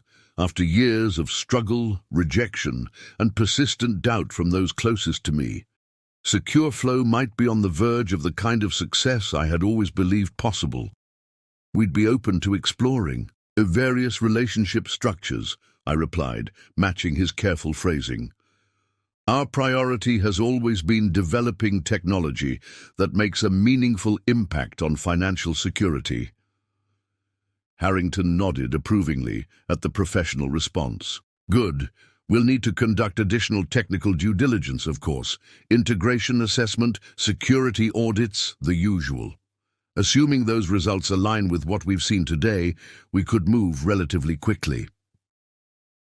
How quickly are we talking? About, I asked, trying to maintain a neutral tone despite the surge of anticipation.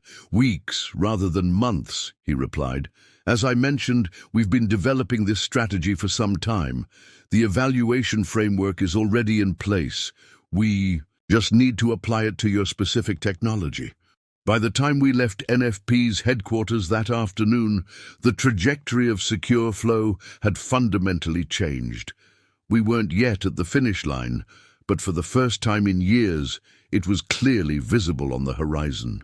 What happened in that private conversation? Ryan asked as we waited for the elevator. The whole vibe changed when you came back. I hesitated, uncertain how much to reveal, even to my closest colleague. The potential acquisition discussions were preliminary, and disclosing them prematurely could create unnecessary complexity. On the other hand, Ryan had been with me since the beginning, sacrificing as much as I had to build Secure Flow. He deserved to know where we might be heading. They're not just evaluating us as a vendor, I said once we were alone in the elevator. They're considering acquisition possibilities. Ryan's eyes widened. Seriously, like buy the whole company? Potentially. Harrington was careful with his language, but the implication was clear. They've been developing a security infrastructure strategy, and our approach aligns with their thinking. Holy shit, Ryan murmured, the professional demeanor he had maintained throughout the meeting momentarily slipping. Did he talk numbers? Not yet. It's contingent on additional technical validation, but he indicated they could move quickly if those results are positive. And have you told Vanessa about this? The question touched on the complex intersection of professional success and personal failure that defined my current situation. No, I acknowledged. Given the situation, I'm keeping it close for now. Smart, he agreed immediately. But still, this is what we've been working toward for years, validation that we were right all along. That was precisely what made the potential acquisition so meaningful, not just the financial implications, though those were significant, but the validation of our vision, our approach. Our persistent belief that what we were building mattered, despite constant skepticism and dismissal. The remainder of the week passed in a blur of preparation for NFP's technical audit, scheduled for the following Tuesday. We documented our systems, organized our codebase for external review, and ensured our development environment could accommodate NFP's testing protocols. I mentioned none of this to Vanessa, maintaining the practiced distance that had defined our relationship for months. Saturday morning brought a series of texts from NFP's legal team, the kind of preliminary inquiries that signaled serious intent rather than casual interest. They requested corporate formation documents, cap table information, details about existing client contracts, and intellectual property registrations. The subtext was clear. They were laying groundwork for potential acquisition discussions, ensuring there were no structural obstacles that might complicate the process. I forwarded the requests to our company counsel, who confirmed what I suspected. These are standard pre-acquisition inquiries. They're doing their homework before making a formal move. The technical audit on Tuesday exceeded even our optimistic expectations. NFP's team conducted extensive testing of our systems, challenging our architecture with scenarios far more complex than those we had initially demonstrated. The results remained consistently impressive. our protocol maintaining performance advantages across varied conditions and use cases. By late afternoon, the tone had shifted from evaluation to planning, with discussions centered on integration, approaches and implementation timelines rather than technical validation. Marcus Harrington rejoined the meeting for the final hour, his expression reflecting satisfied confirmation rather than continued assessment. "The results align with our initial impressions," he stated as the technical team gathered their equipment. "Your protocol performs exceptionally well, even under stress conditions designed to identify vulnerabilities. We've spent years refining both the algorithm and its implementation," I explained. "Many of the scenarios your team tested today represent challenges we've already encountered and addressed with our existing clients." Harrington nodded approvingly. "That experience shows in the robustness of your approach." He paused, glancing at his technical lead, who gave a subtle nod of confirmation. "I think we're ready to move this conversation to the next level. Would you be available to meet with our executive team on Friday morning? I believe they'll want to discuss potential acquisition parameters directly." Friday, the day before Olivia's wedding, when I was supposed to be handling last-minute preparations and attending the rehearsal dinner. The timing couldn't have been worse from a personal obligation perspective, but professionally, it represented exactly the opportunity we had been working toward for years. "I can make Friday work," I confirmed, mentally rearranging my schedule and preparing explanations for Vanessa. "What time were you thinking?"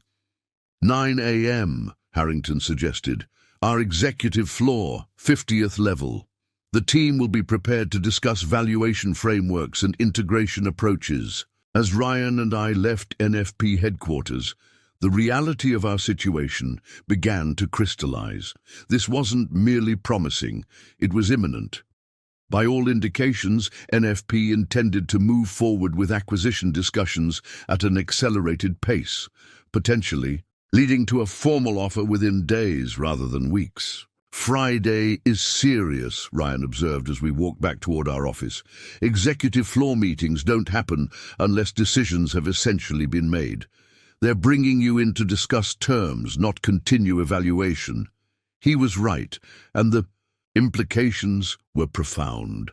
By this time next week, SecureFlow might no longer be an independent entity struggling for recognition, but part of a major financial network with resources and reach far beyond our current capabilities. Our technology would potentially be implemented across hundreds of institutions, affecting trillions in transactions annually. The personal timing, however, remained problematic. Olivia's wedding weekend represented a significant social obligation, one Vanessa had been emphatic about my participation in. The rehearsal dinner, Thursday evening, family photographs, Saturday afternoon, the ceremony and reception following, a carefully choreographed performance of family unity that would now need to accommodate the most important professional development of my career. When I returned home that evening, I found Vanessa in full wedding preparation mode, reviewing seating arrangements and RSVP confirmations with the kind of focused attention she typically reserved for complex financial deals. "There you are," she said without looking up from her spreadsheet. "I need to confirm our arrival time for the rehearsal dinner tomorrow, 7 p.m. at the Bradbury Estate. Business formal. Can you manage that, or should I tell them you'll be arriving separately?" The dismissive tone, the assumption that my professional obligations were secondary to her family's social calendar, crystallized something I had been feeling for months. The fundamental asymmetry in how we valued each other's priorities and commitments. "I'll be there," I assured her, deciding against mentioning the NFP developments. Let them remain my private knowledge for now, a counterbalance to the secret she had been keeping from me. "Good," she replied, still focused on her spreadsheet. "And you've confirmed you can leave work early on Saturday for the family photographs. 3 p.m. sharp, no exceptions." Olivia was very clear about that. "Yes, I've arranged it, I said, the lie coming easily. Whatever happened with NFP on Friday, I would ensure it didn't conflict with the wedding itself. The rehearsal dinner was another matter, less critical and potentially negotiable if Friday's meeting ran long or required immediate follow-up. The next day passed in a blur of preparation for both the NFP meeting and the looming wedding obligations. Ryan and I developed detailed integration proposals, outlining how our technology could be implemented across NFP's network with minimal disruption to existing operations. Our company counsel reviewed potential acquisition terms, providing guidance on standard conditions and negotiable parameters. Thursday brought the final confirmation from Harrington. The executive meeting was set for 9 a.m. Friday, with NFP's CEO, CFO, and integration leaders all scheduled to attend. The message was clear. This wasn't an exploratory discussion, but a decisive step toward formal acquisition. The rehearsal dinner Thursday evening was an exercise in compartmentalization. I arrived exactly at 7, dressed appropriately in business, formal attire, and performed the expected social functions with practiced efficiency. Vanessa seemed satisfied with my compliance, introducing me to various family members and friends with the polite acknowledgement one might extend to a necessary but unremarkable accessory. James was there, of course. As William's friend from Princeton, he had been invited to the smaller rehearsal gathering as well as the main wedding. He greeted me with the practiced cordiality of someone secure in his superior position, unaware that circumstances were rapidly shifting beneath the surface. "Daniel," he said, shaking my hand with precisely calibrated pressure, "Vanessa mentioned you've been busy with your startup. Any promising developments?" The genuine disinterest behind his polite inquiry was evident. He was merely going through the motions of appropriate social interaction, expecting the usual non-committal response about potential opportunities and ongoing challenges. "We're making progress," I replied vaguely. "How's CryptoShield performing after the acquisition? Meeting expectations?" A flicker of surprise crossed his features, quickly masked by professional composure. "Quite well, actually. We're implementing their protocols across several major institutions in our portfolio. The security enhancement is significant." The claim was technically accurate but misleading. CryptoShield's approach provided incremental improvements over existing systems rather than the fundamental advancement our technology represented. But James, like many investors with limited technical background, evaluated success through implementation metrics rather than performance capabilities. "Glad to hear it," I said, matching his superficial courtesy. "The financial security sector needs continual advancement." The remainder of the evening passed in a blur of performative sociability. I made appropriate small talk with Vanessa's family, complimented Olivia on her impending nuptials, and generally fulfilled the role of dutiful husband expected by the assembled guests. By 10, the formalities were complete, allowing for a relatively early departure, essential given the importance of Friday's meeting. "We should discuss tomorrow's schedule," Vanessa suggested as we drove home. "The hair and makeup team arrives at 11 for the bridesmaids, and there's a luncheon at 1. You'll be free until the 3 o'clock photographs, but I'd appreciate it if you could handle any last-minute errands that come up." Here was the conflict I had been anticipating. The NFP executive meeting would almost certainly extend beyond the brief window Vanessa's schedule allowed. A decision point had arrived, forcing prioritization between the most significant professional opportunity of my career and the social obligations Vanessa deemed essential. "I may have a scheduling conflict tomorrow morning," I said carefully. "A potential client meeting that could be significant for SecureFlow." Vanessa's expression shifted from neutral to irritated with remarkable speed. "Are you serious? This is Olivia's wedding weekend. Surely whatever startup crisis has emerged can wait until Monday." It's not a crisis, I corrected her. It's an opportunity, one I've been working toward for years. An opportunity, she repeated skeptically. Like all the other opportunities that have consumed your time and energy without meaningful results? Daniel, this wedding is happening once. Whatever meeting you've scheduled can be rearranged. The dismissal was so automatic, so complete, that it confirmed everything I had come to understand about our fundamental incompatibility. In Vanessa's hierarchy of values, her family's social events would always outrank my professional commitments, regardless of their significance or potential impact. This particular meeting cannot be rearranged, I stated firmly. It involves senior executives who have very limited availability. I've already confirmed my attendance. Vanessa stared at me, genuine surprise mixing with familiar disappointment. I'd rarely directly opposed her social expectations, typically accommodating her demands even at professional cost. This time was different. Who exactly is this meeting with, she demanded. What company is so important that you'd prioritize it over family obligations? I considered my response carefully. Revealing NFP's interest prematurely could potentially complicate the delicate acquisition process, particularly given Vanessa's connection to James and his involvement with CryptoShield. On the other hand, continuing to conceal significant developments reinforced the pattern of deception that had come to define our marriage. It's with National Financial Partners, I said finally. Their executive team, including the CEO and CFO, Vanessa's expression transformed from irritation to disbelief. NFP? You're meeting with NFP's executive team? Why would they? She trailed off, the implication of such a meeting clearly registering. NFP didn't conduct executive-level meetings with small vendors or potential partners. They engaged at that level only for significant strategic initiatives or potential acquisitions. They're interested in our encryption protocol, I explained, maintaining a neutral tone despite the satisfaction of finally revealing SecureFlow's breakthrough. We've been in discussions for the past week, following extensive technical validation. A week? She echoed. You've been meeting with NFP for a week and never mentioned it.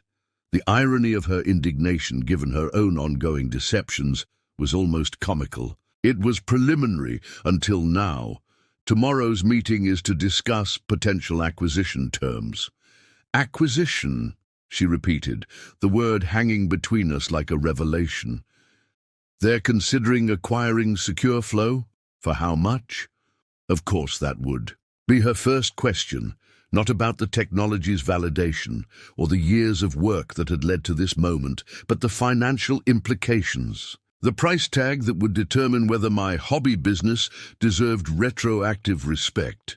We'll be discussing valuation parameters tomorrow, I replied, deliberately vague. But based on comparable acquisitions in the sector, likely in the $40–50 million range. The figure landed like a physical blow. Vanessa's carefully maintained composure cracked, her expression cycling rapidly through disbelief, calculation, and a strange amalgamation of emotions I couldn't entirely decipher, perhaps some combination of regret and opportunism. 40 to 50 million, she echoed, her voice suddenly softer. Daniel, that's incredible. Why wouldn't you share something this significant? The question contained layers of irony I wasn't sure she fully appreciated.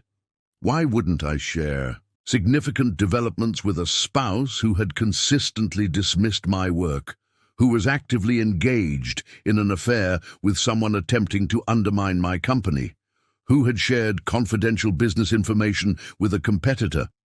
It's been moving quickly, I replied neutrally, and I wanted to be certain before making any announcements. She studied me, clearly recalibrating her assessment of both me and our situation. Well, this changes everything, doesn't it? We should celebrate. Perhaps after tomorrow's meeting we could have dinner, just the two of us before the wedding. Chaos begins in earnest. The shift was so transparent it would have been amusing if it weren't so pathetic. After years of dismissal and months of betrayal, The mere possibility of financial success had suddenly rekindled her interest in our marriage, or at least in maintaining access to the potential windfall. "I'll likely need to handle follow-up items after the meeting," I demurred. "The acquisition process is complex and timing is crucial." "Of course," she agreed quickly. "Your focus should be on securing the best possible terms. This is a major opportunity for you. For us. Us." The pronoun felt hollow, coming from someone who had so clearly separated her identity and future from mine, who had been actively building a parallel life with James while maintaining our marriage as a social convenience. The NFP meeting Friday morning exceeded even my optimistic expectations. The executive team was prepared and engaged, clearly viewing the discussion as confirmation of a direction already decided rather than an exploratory assessment. The CEO, a direct and practical woman with decades of experience in financial technology, spoke candidly about their strategic vision. "Security infrastructure is foundational to our competitive position," she explained as we reviewed integration scenarios. "Your protocol represents a substantial advancement in both performance and implementation flexibility. The acquisition makes sense for both parties. You gain resources and market access. We secure technological advantage. The valuation parameters aligned with our preliminary estimates. $45 million base with potential performance incentives that could add another $15 million based on implementation milestones. The terms included retention arrangements for key personnel, ensuring continued involvement from the team that had developed the technology. We're prepared to move quickly," the CFO added. "The board has already approved the acquisition framework. Assuming alignment on terms, we could have definitive agreements within 2 weeks. By the time the meeting concluded shortly after noon, the acquisition trajectory was clear and accelerating. The next steps involved detailed term sheets, integration planning, and formal due diligence, a process that would consume the coming weeks, but with a clearly defined outcome already established. As I left NFP headquarters, I found myself in a strange emotional state, elated by the professional validation, yet oddly detached from the personal implications. The success that had seemed so elusive for so long had finally materialized, yet its arrival coincided with the collapse of the relationship that had once been central to my life. I checked my phone to find multiple messages from Vanessa, each more urgent than the last. "How did the meeting go? Call me as soon as it's over. Need to know your ETA for wedding preparations." Olivia asking. "Important to discuss NFP development before family arrives. Call immediately." The sudden, intense interest in SecureFlow's prospects was as transparent as it was ironic. After years of dismissal and months of active betrayal, Vanessa was now urgently seeking information about the very company she had consistently characterized as a hopeless venture. The financial implications had transformed her perspective overnight, converting my hobby business into a matter of pressing importance. I called Ryan instead, bringing him up to speed on the meeting outcomes and next steps. His reaction, genuine excitement and pride in our collective achievement, stood in stark contrast to Vanessa's calculating interest. After hanging up, I finally responded to Vanessa's messages with a brief text. "Meeting went well. Details later. Will be home by 2 for wedding preparations." The deliberately sparse response was partly tactical, maintaining information control until I had fully processed the implications, and partly emotional, a small rebellion against her sudden intense interest after years of dismissal. I arrived home shortly before 2. I found Vanessa in a state of controlled anxiety, simultaneously managing wedding logistics and clearly anticipating news about the NFP meeting. She was dressed for the rehearsal luncheon, her appearance impeccable, as always. "Finally," she said as I entered, her tone balancing between irritation and attempted warmth. How did it go? Did they make a formal offer? The eager inquiry, so at odds with her consistent dismissal of Secure Flow's potential, highlighted the transactional nature our relationship had assumed. Vanessa wasn't asking because she cared about my work or respected my vision. She was asking because the financial implications directly affected her interests. They did, I confirmed, keeping my tone neutral. Base valuation of $45 million with potential performance incentives of up to $15 million additional. The figure landed with almost physical impact.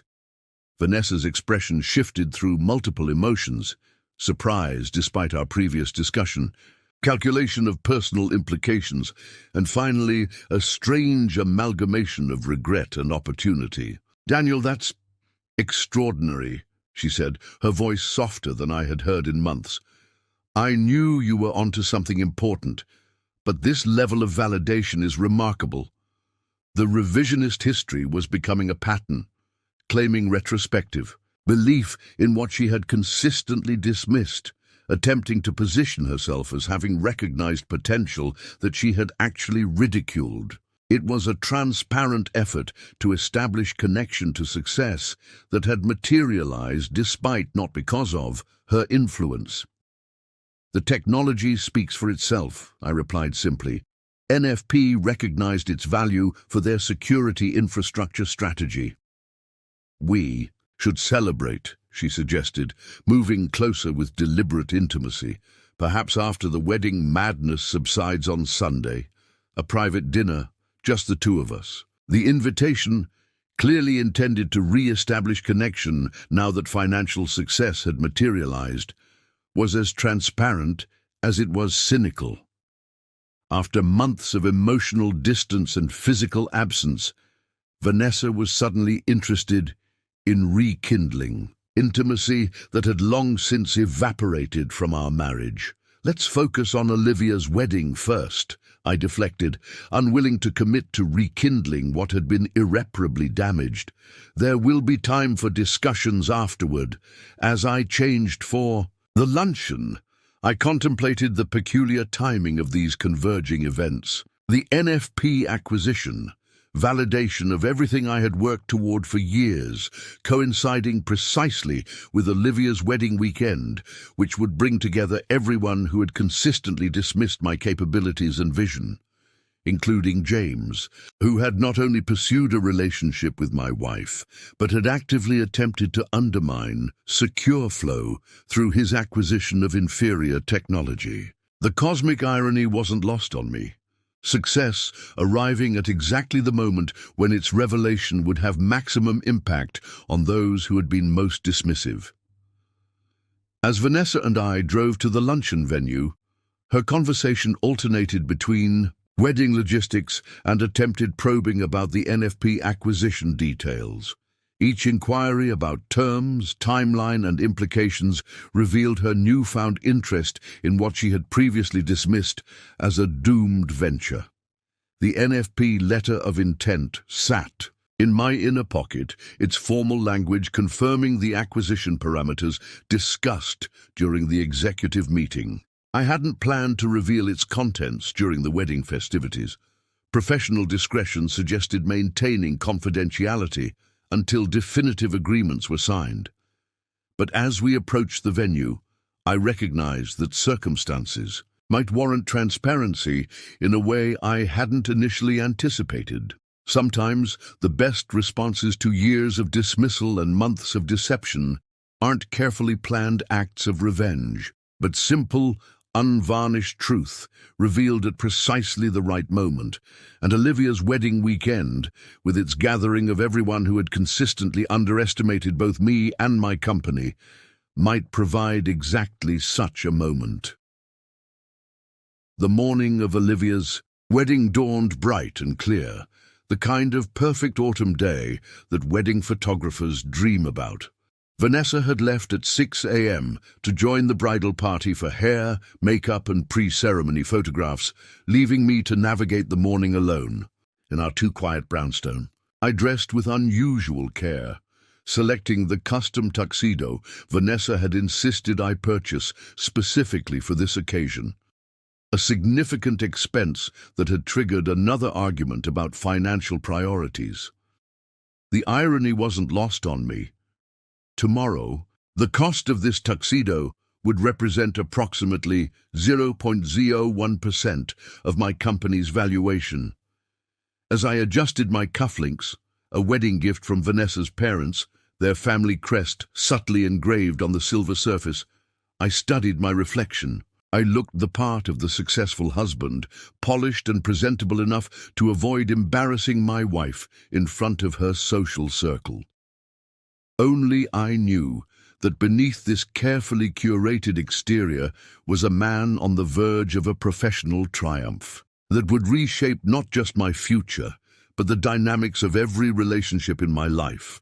The letter from NFP sat folded in my inner pocket, the weight of it against my chest, a constant reminder of what awaited after today's social performance. I had considered leaving it at home, avoiding the temptation to reveal my news prematurely. But some small, vindictive part of me wanted it close, physical proof to counter the inevitable condescension I would face.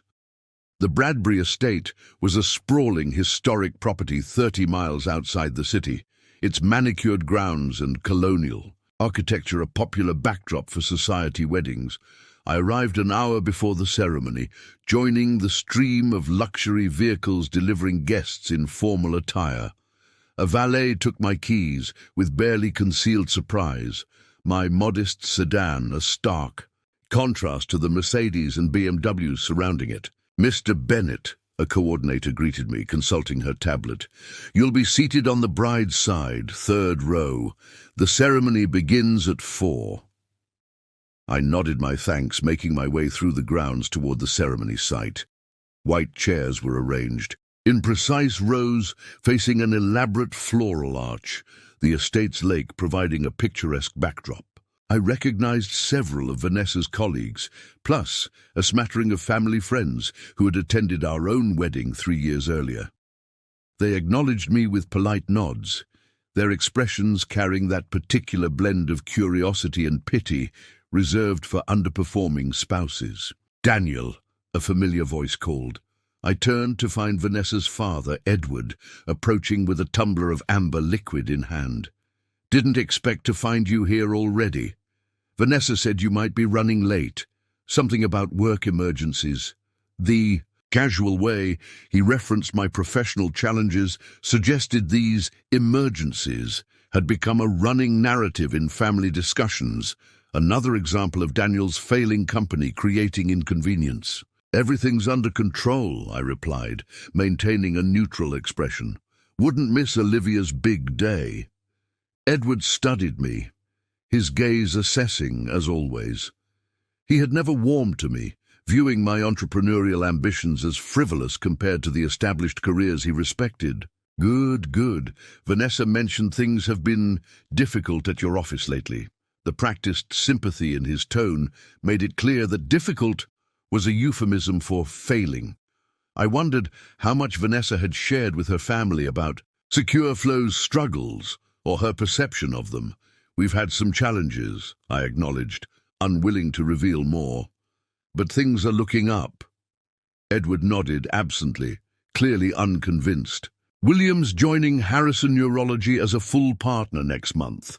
Starting salary of 7 figures, not including bonuses. That's the benefit of a traditional career path: stability, progression, respect."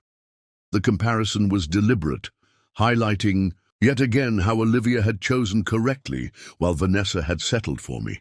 I bit back the urge to respond, saved by the arrival of other guests who pulled Edward into conversation about stock portfolios and vacation properties. The ceremony itself was elegant and mercifully brief. Olivia looked radiant, William appropriately, adoring, and Vanessa fulfilled her maid-of-honor duties with practiced grace. From my position in the third row, I caught her eye only once during the proceedings. She offered a tight smile before turning her attention back to her sister. It was during the cocktail hour that I first spotted James, holding court among a group of admiring listeners, his tailored tuxedo and confident posture marking him as someone who belonged in these surroundings in a way I never would. He caught my gaze across the terrace and raised his champagne flute in mock salute, his smile not reaching his eyes. I nodded curtly and turned away, focusing instead on navigating the elaborate buffet while avoiding extended conversations. Several guests made perfunctory efforts at small talk, asking the question I'd come to dread in social settings. "So how's business?" Each time I offered vague responses, making progress, or "we're in a transitional phase," neither lying nor revealing the dramatic shift that had occurred. Let them continue thinking of me as Vanessa's struggling husband for a few hours. Longer, the truth would be all the more satisfying for the wait. As the cocktail hour wound down, guests began moving toward the reception tent for dinner. I was searching for my assigned table when Vanessa finally approached, her bridesmaid duties temporarily complete. "There you are," she said, her tone suggesting I had been deliberately difficult to find. "We're at table 3 with my parents, James, and the Hendersons." Of course we were seated with James. Whether Vanessa had arranged it or fate simply had a particularly dark sense of humor remained unclear. "Perfect," I replied, matching her false brightness. "Wouldn't want to miss an opportunity to discuss business strategy with James." Vanessa's eyes narrowed slightly. "Please don't start anything. This is Olivia's day." "I'm well aware whose day it is," I said quietly. "I'll be on my best behavior." We made our way to the table together, Vanessa's hand resting lightly on my arm in a display of marital unity that felt utterly hollow. James was already seated, deep in conversation with Vanessa's mother about a recent charity gala. He glanced up as we approached, his expression shifting minutely as he registered Vanessa's proximity to me. "Ah, the missing husband appears," he commented, rising slightly in a gesture of politeness that somehow managed to feel condescending. "We were beginning to wonder if you'd been held up by another technical catastrophe." And there it was, the first direct dig, barely 10 seconds into our interaction. Vanessa tensed beside me, but said nothing to defend me. "No catastrophes today," I replied evenly. "Everything's running exactly as planned." James smirked, clearly interpreting my response as empty bravado. "Glad to hear it. We were just discussing the Henderson Foundation Gala next month. Vanessa mentioned you might not attend due to work commitments." I glanced at my wife, who suddenly seemed fascinated by the centerpiece arrangements. "Did she? This is the first I'm hearing of it." An awkward silence fell over the table, broken by the arrival of Vanessa's parents. Introductions and seating arrangements provided temporary distraction, but as the first course was served, the conversation inevitably circled back to professional accomplishments. Edward raised his glass. "To William and his groundbreaking research, publication in the Neurology Journal. Princeton tells me they're considering him for a visiting professorship as well. And to James," Vanessa's mother added, "for the Richardson Fund's acquisition of Crypto Shield. The Wall Street Journal called it the security technology deal of the year, didn't they?" James nodded modestly, though his expression was anything but humble. "We recognized an opportunity to consolidate market share in an overcrowded space. Most security startups lack the infrastructure to scale effectively. They develop interesting technology but can't navigate the regulatory landscape." His gaze flickered to me, the implication crystal clear. I took a slow sip of wine, saying nothing. "Daniel's in security technology as well," Edward mentioned, his tone suggesting he was being charitable by including me in the conversation, though on a somewhat smaller scale. The table's attention shifted uncomfortably to me. Mrs. Henderson, clearly attempting to be kind, asked, "How many employees does your company have now, Daniel?" "We're lean," I replied. 5 full-time, plus contractors as needed. 5, James repeated, as if the number itself was amusing. Well, there's something to be said for maintaining control of your operation, though scale does typically correlate with success in this sector. Not always, I countered. Nimble organizations can innovate more rapidly. CryptoShield's latest encryption protocol is based on a framework that's nearly obsolete compared to current standards. The comment, factually, accurate but undeniably confrontational, landed like a stone in still water. James's expression hardened momentarily before he recovered. An interesting perspective, he said coolly, though the market seems to disagree, given CryptoShield's valuation and client roster. The market evolves, I replied. Today's success can become tomorrow's cautionary tale remarkably quickly. Vanessa placed her hand on my arm, her fingers digging in slightly. Daniel, I'm sure no one wants a technical discussion during dinner. On the contrary, James interjected, his confidence returning. I find Daniel's perspective fascinating, if somewhat divorced from market realities. Tell me, how are those local credit unions working out as clients, still processing what, a few thousand transactions monthly? The deliberate minimization of SecureFlow's client base told me everything I needed to know about what Vanessa had shared with him. My work, my struggles, my ambitions, all had become ammunition for their private conversations, material for them to dissect and dismiss together. We're actually expanding our client base, I said carefully, finalizing some significant partnerships. James chuckled, exchanging a knowing glance with Vanessa. Well, that sounds promising, though significant is relative, I suppose. In my experience, founders often maintain optimism long after objective indicators suggest a pivot is necessary. James has been offering to make introductions for you, Vanessa added, her tone suggesting this was a generous gesture I had stubbornly rejected. His network includes security directors at most major financial institutions. How thoughtful, I replied, the words tasting bitter. Though I've recently made some valuable connections independently. Independent connections, James repeated, skeptically. Well, that's certainly one approach, though in this industry, who you know tends to matter as much as what you know. Edward nodded sagely. James is right. The most brilliant idea in the world is worthless without the right introductions. That's something I've tried to explain to Daniel for years. The conversation continued in this vein through the main course, a parade of subtle digs and condescending advice, each comment reinforcing the narrative that I was failing while everyone else at the table succeeded. Vanessa occasionally attempted to steer the discussion towards safer topics, but inevitably it circled back to professional accomplishments, or in my case, the perceived lack thereof. It was during dessert that the facade finally shattered.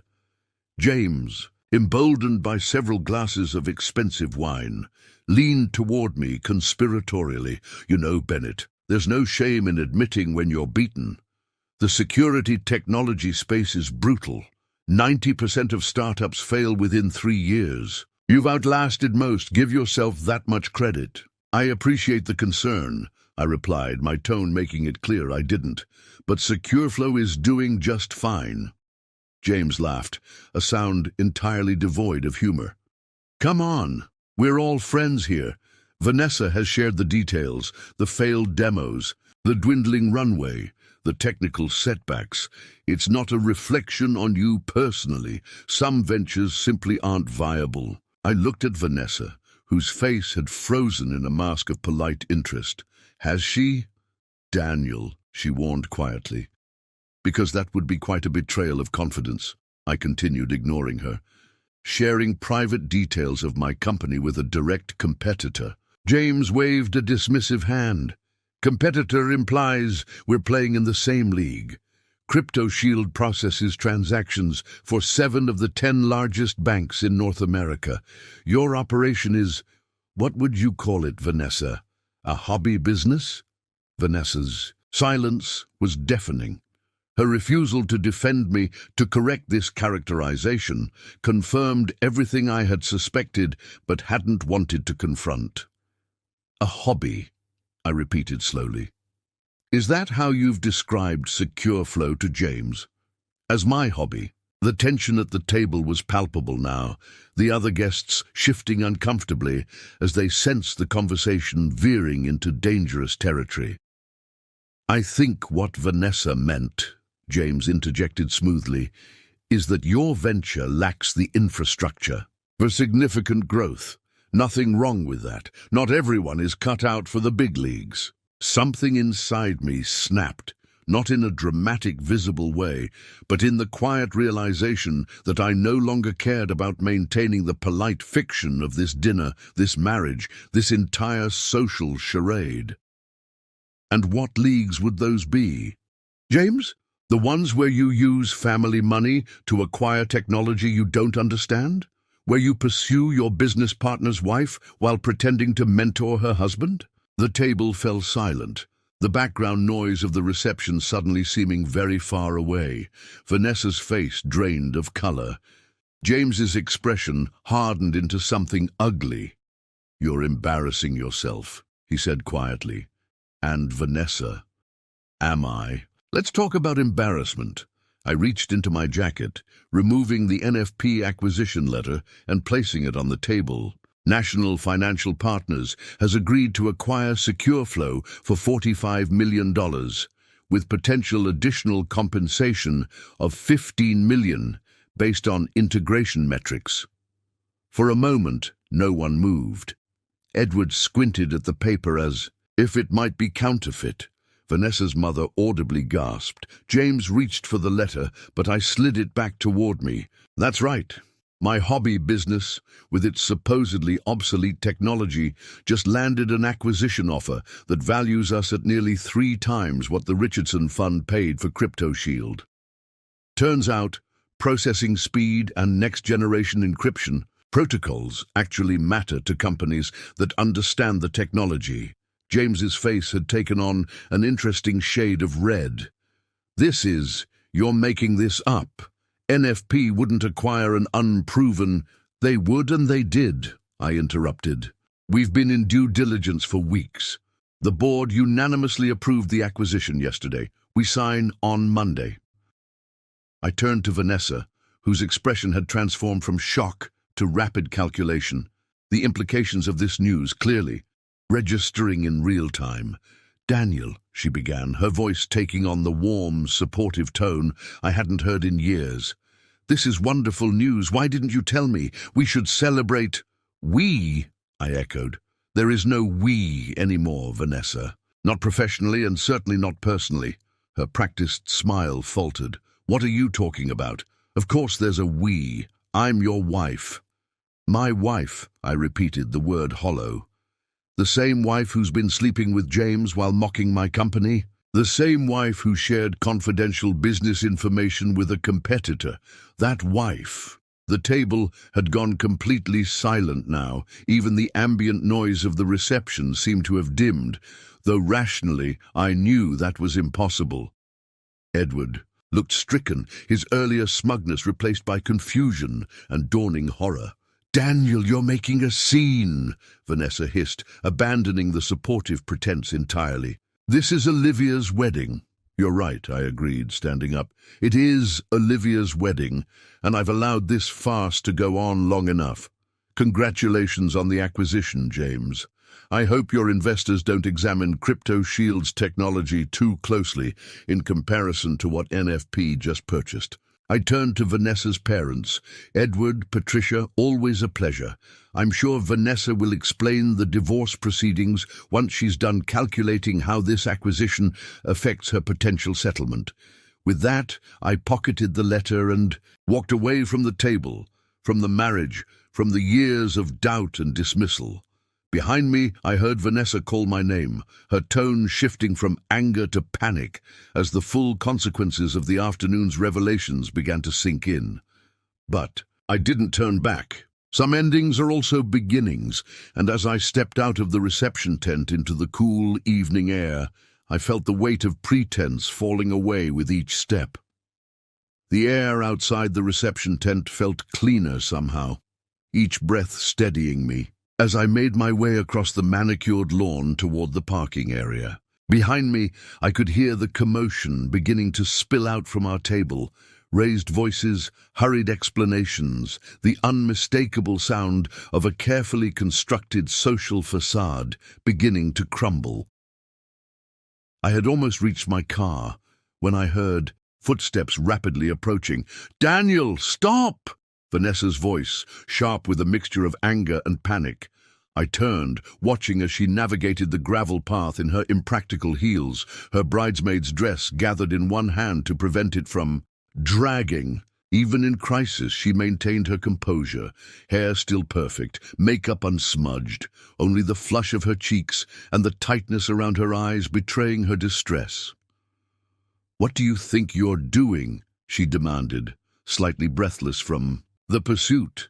"You can't just drop a bomb like that and walk out." "I believe I just did," I replied, surprised by the calm in my own voice. The anger that had fueled my revelation had receded, leaving behind a strange, detached clarity. "Do you have any idea what you've done?" She gestured back toward the reception.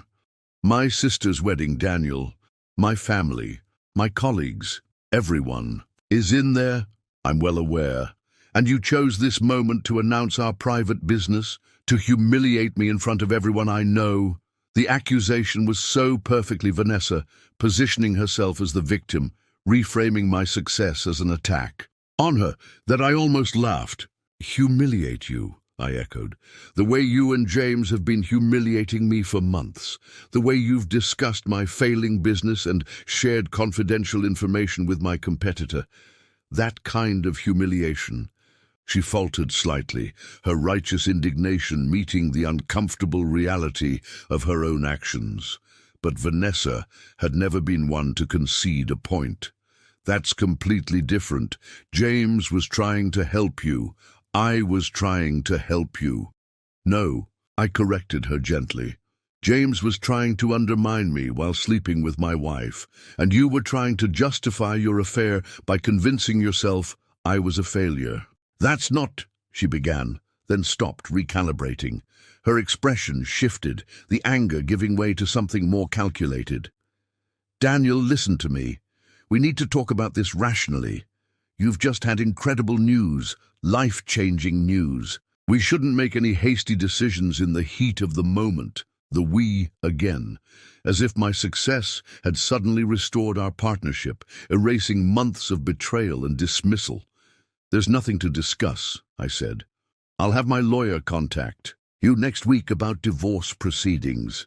"Divorce?" She stepped closer, lowering her voice. "Daniel, think about what you're saying. We've built a life together. Yes, we've had challenges, but this acquisition changes everything. We can start fresh, focus on our marriage without the financial stress." I studied her face, the face I had once found so captivating, so full of promise. Now I saw only the practiced charm, the strategic calculation behind each expression. Had she always been this transparent, or had I simply learned to see through her? "That's what this is about, isn't it?" I realized. "Not our marriage, but the money." "Don't be ridiculous," she snapped, but her eyes betrayed her. "I'm talking about us, our future." "There is no us, Vanessa. There hasn't been for a long time. The only difference is that now I can afford to acknowledge it." Her facade cracked momentarily, frustration bleeding through. "You're being completely unreasonable. At least give us a chance to work through this. Like you gave SecureFlow a chance? Or was it always just my hobby business to you?" The direct quote hit its mark. Vanessa flinched, then quickly regained her composure. "I may have underestimated your company's potential.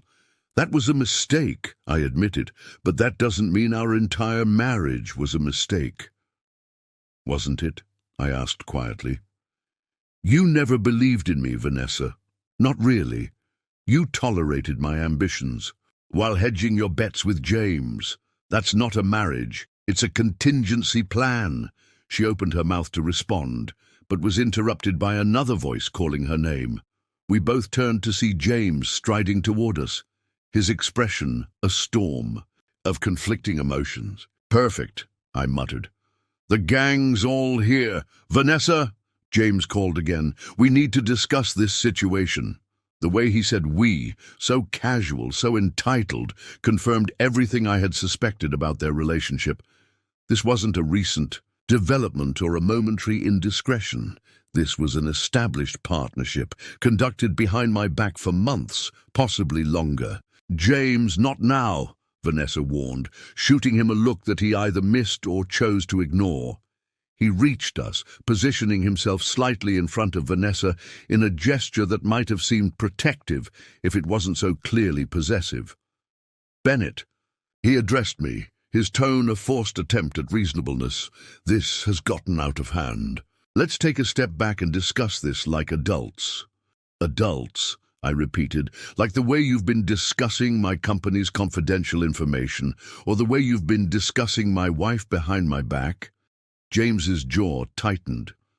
"You're making accusations based on emotion rather than fact. Vanessa and I have a professional relationship that occasionally extends to personal advice. Nothing inappropriate has occurred. The blatant lie might have been infuriating if it wasn't so pathetically transparent. Spare me the corporate doublespeak. James, I'm not one of your investors or a junior associate you can intimidate." "No one is trying to intimidate anyone," he countered, his voice taking on the practiced reasonableness he likely used in difficult negotiations. "I'm simply suggesting we handle this situation with the discretion it deserves." "Discretion," I echoed. Interesting choice of word from a man who just loudly mocked my company at a table full of witnesses. James glanced around, suddenly aware that we might be creating a scene visible from the reception. Several guests had wandered onto the terrace, watching our confrontation with unconcealed interest. "This isn't the appropriate venue for this conversation," he said, lowering his voice. "People are starting to notice." "By all means, let's consider the optics," I replied, not bothering to match his hushed tone. What would the board of the Richardson Fund think if they knew their managing partner had deliberately undermined a competing technology before acquiring an inferior alternative? Or that he conducted an affair with the wife of a business rival? "Those are some interesting optics, James." His confident expression faltered, the implications of my words clearly registering. The Richardson Fund wasn't just James's business. It was his family legacy, his primary source of status in the financial community. A scandal involving both professional misconduct and personal indiscretion could do significant damage. "You're making serious allegations," he said carefully. "Allegations that could be construed as defamatory if shared publicly." "They're not allegations if they're true," I countered. "And I suspect your investors might be very interested in comparing CryptoShield's technology with what NFP just acquired for $45 million.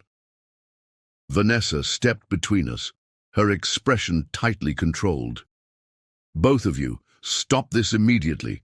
People can hear you." "Let them hear," I said, suddenly weary of the entire charade. "I'm done with secrets and lies and pretending. I'm done worrying about what people think or how things appear. Daniel, please," Vanessa pleaded, her voice dropping to an urgent whisper. "At least wait until after the wedding, for Olivia's sake." The mention of her sister, who had done nothing to deserve having her wedding overshadowed by our drama, gave me pause. Whatever my feelings toward Vanessa and James, Olivia was an innocent bystander in this mess. "Fine," I conceded. "I'll leave quietly. You two can spin whatever story you like to explain my absence." Relief flickered across Vanessa's face. "Thank you. We'll talk tomorrow when everyone's calmer." "There's nothing to talk about," I said firmly. "My decision is made. I'll send someone for my things next week." James, who had been watching our exchange with calculating eyes, saw an opening. "Bennett, think about what you're doing." This acquisition is significant, but 45 million isn't walk away from everything money, especially after taxes and distributions to your team. You're acting on emotion rather than strategic thinking. It was such a quintessentially James response, reducing my marriage, my dignity, my self-respect to a financial calculation. As if everything had a price, as if every decision should be based on profit maximization. That's where you're wrong, James, I said. Some things aren't about money. Some things are about integrity, respect, and basic human decency. Concepts, I suspect, are foreign to you. He flushed, the barb hitting its mark. You're making a mistake, he warned. One you'll regret when the emotional high wears off. The only mistake I made was not seeing you both clearly sooner, I replied, but that's been corrected now. I turned away from them, continuing toward my car. This time, neither followed. As I drove away from the Bradbury estate, the weight of years seemed to lift from my shoulders with each passing mile. The confrontation had been messy, public, and far from dignified, but it had also been necessary. Some cancers can only be treated through surgical removal, however painful the procedure. When I returned to our brownstone, I didn't linger. I packed a small suitcase with essential items, gathered my important documents, and took one last look around the space that had never really felt like home. Then I checked into a hotel downtown, ordered room service, and for the first time in years, slept deeply and dreamlessly. I awoke the next morning to dozens of missed calls and text messages. From Vanessa, from her parents, even from Olivia, whose honeymoon departure had apparently been delayed by family drama. I ignored them all, focusing instead on a single email from Marcus Harrington at NFP confirming our Monday meeting to sign the acquisition paperwork. That email represented my future. Everything else belonged to a past I was ready to leave behind. What I hadn't anticipated was how quickly the story would spread. By Sunday evening, my phone was buzzing with notifications from people I hadn't spoken to in years. Former classmates, distant connections, even a few venture capitalists who had previously declined to invest in SecureFlow. At first I couldn't understand the sudden interest. Then Ryan called. "Dude, have you seen TechWire?" he asked without preamble. "Or Financial Daily? We're everywhere." "What are you talking about?" "The acquisition. Someone leaked it. Details, valuation, everything. And there's more." Ryan's voice took on an odd tone, a mixture of disbelief and barely suppressed amusement. "There's a whole sidebar about how you revealed it at your sister-in-law's wedding after your wife and her lover. That's the actual word they used, lover. Mocked your company publicly. It's gone completely viral in the financial tech community." I sat heavily on the edge of the hotel bed, trying to process this development. How is that possible? The only people who knew were at that table. My guess, waitstaff, other guests, someone with a grudge against James or Vanessa. Rich people love gossip, especially when it involves public humiliation of one of their own. He wasn't wrong. The financial and tech communities were surprisingly small, interconnected worlds where reputation was currency and scandal traveled at the speed of a text message. "How bad is it?" Ryan hesitated. "For us? It's actually great exposure. The articles focus on how SecureFlow developed superior technology despite limited resources, positioned as a David versus Goliath story. For Vanessa, and especially James, not so great. There are some pretty pointed questions about potential conflicts of interest with the CryptoShield acquisition, given his relationship with the wife of a competitor. The irony wasn't lost on me. After years of being dismissed and underestimated, my company was now being celebrated as an underdog success story. Meanwhile, James, who had built his reputation on business acumen and strategic insight, was facing scrutiny for potentially allowing personal interest to influence professional decisions. "You should probably prepare yourself," Ryan added. "Once the acquisition is officially announced tomorrow, this is going to get even bigger. He was right. By Monday afternoon, following the formal signing and press release, the story had expanded beyond industry publications to mainstream business news. My inbox flooded with interview requests, speaking invitations, and, most surreally, multiple messages from dating services offering to help me find someone who appreciates success. The narrative had taken on a life of its own, framed as a redemption story of an entrepreneur who persevered despite personal betrayal to achieve professional vindication. In the simplified, shareable version circulating online, I had become a symbol for everyone who had ever been underestimated or dismissed, particularly by those who should have been most supportive. Vanessa, meanwhile, was experiencing the other side of sudden notoriety. Her carefully curated professional image had been replaced overnight with disloyal wife who mocked husband's now successful company. Several social media accounts had even started a countdown to when she would attempt to reconcile, cynically betting on her changing attitude toward my hobby business now that it had yielded millions. I ignored most of the attention, focusing instead on the integration planning with NFP and supporting my team through the transition. But one email I couldn't ignore came from Edward, Vanessa's father, 3 days after the acquisition announcement. "Daniel," he wrote, "I find myself in the uncomfortable position of owing you an apology. My assessment of your business acumen and the viability of SecureFlow was clearly mistaken. More importantly, I failed to recognize the character flaws in my own daughter that led to the dissolution of your marriage.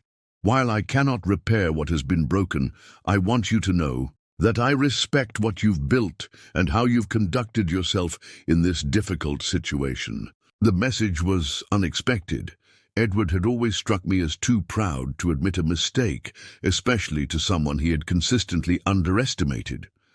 Whether his newfound respect was genuine or simply a calculated response to changing circumstances remained unclear, but the acknowledgement itself represented a significant shift in the power dynamic that had defined our relationship for years. I wrote a brief, polite response, thanking him for his message, without committing to further communication. The time for seeking approval or validation from Vanessa's family had long passed. As for James, the fallout was swift and significant. The Richardson Fund issued a terse statement announcing his temporary leave of absence pending an internal review of the CryptoShield acquisition process. Financial analysts began questioning whether the fund had overpaid for inferior technology, particularly compared to what NFP had acquired in SecureFlow. Within a week, what had begun as a personal confrontation at a wedding had evolved into a cautionary tale discussed in business ethics seminars and cited in articles about due diligence in acquisitions. James had built his reputation on making shrewd, calculated decisions. Now that reputation was permanently tarnished by the suggestion that he had allowed personal entanglements to cloud his professional judgment. Sometimes, the most effective revenge isn't something you plan or execute. It's simply the natural consequence of your success colliding with someone else's poor choices. 6 months after the acquisition, my life had transformed in ways I could never have predicted. The integration of SecureFlow's technology into NFP's security infrastructure had proceeded smoothly, with our team's expertise proving invaluable during the transition. Ryan had been appointed Chief Innovation Officer for the entire security division, while I served as a strategic advisor with significant autonomy and minimal corporate politics. The divorce proceedings with Vanessa had been surprisingly straightforward. Faced with the public scrutiny of her affair and the potential damage to her professional reputation, she agreed to a settlement far more reasonable than her initial demands. Our brownstone sold quickly, allowing us to make a clean financial break without prolonged legal battles. I purchased a loft downtown, closer to NFP's headquarters, but also near the Innovation District, where a new generation of startups was flourishing. The space was everything our brownstone hadn't been. Industrial, functional, designed for creativity rather than impressing visitors. I furnished it sparingly, valuing simplicity over status symbols. One evening in early spring, I was reviewing potential investment opportunities. My newfound wealth and industry reputation had attracted a steady stream of pitches from promising, early-stage companies when my phone buzzed with a familiar name, Olivia. Vanessa's sister and I had not spoken since her wedding day. While she hadn't been directly involved in the confrontation, I'd assumed she shared her family's perspective on our divorce, particularly given how it had overshadowed what should have been her special day. "Daniel Bennett," I answered, unsure. "What to expect? Daniel," Olivia's voice was tentative but warm. "I hope I'm not interrupting anything important."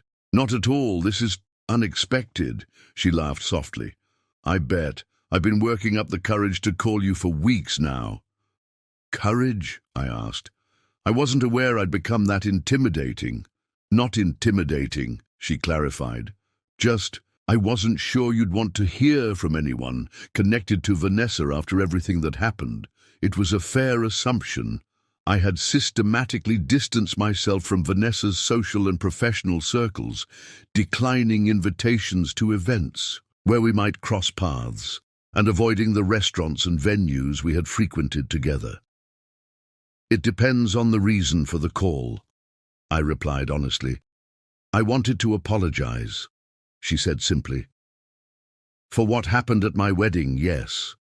But more importantly, for never seeing what you were dealing with all those years. The way Vanessa and my parents treated you, the constant undermining of your work, I noticed it, but I never said anything."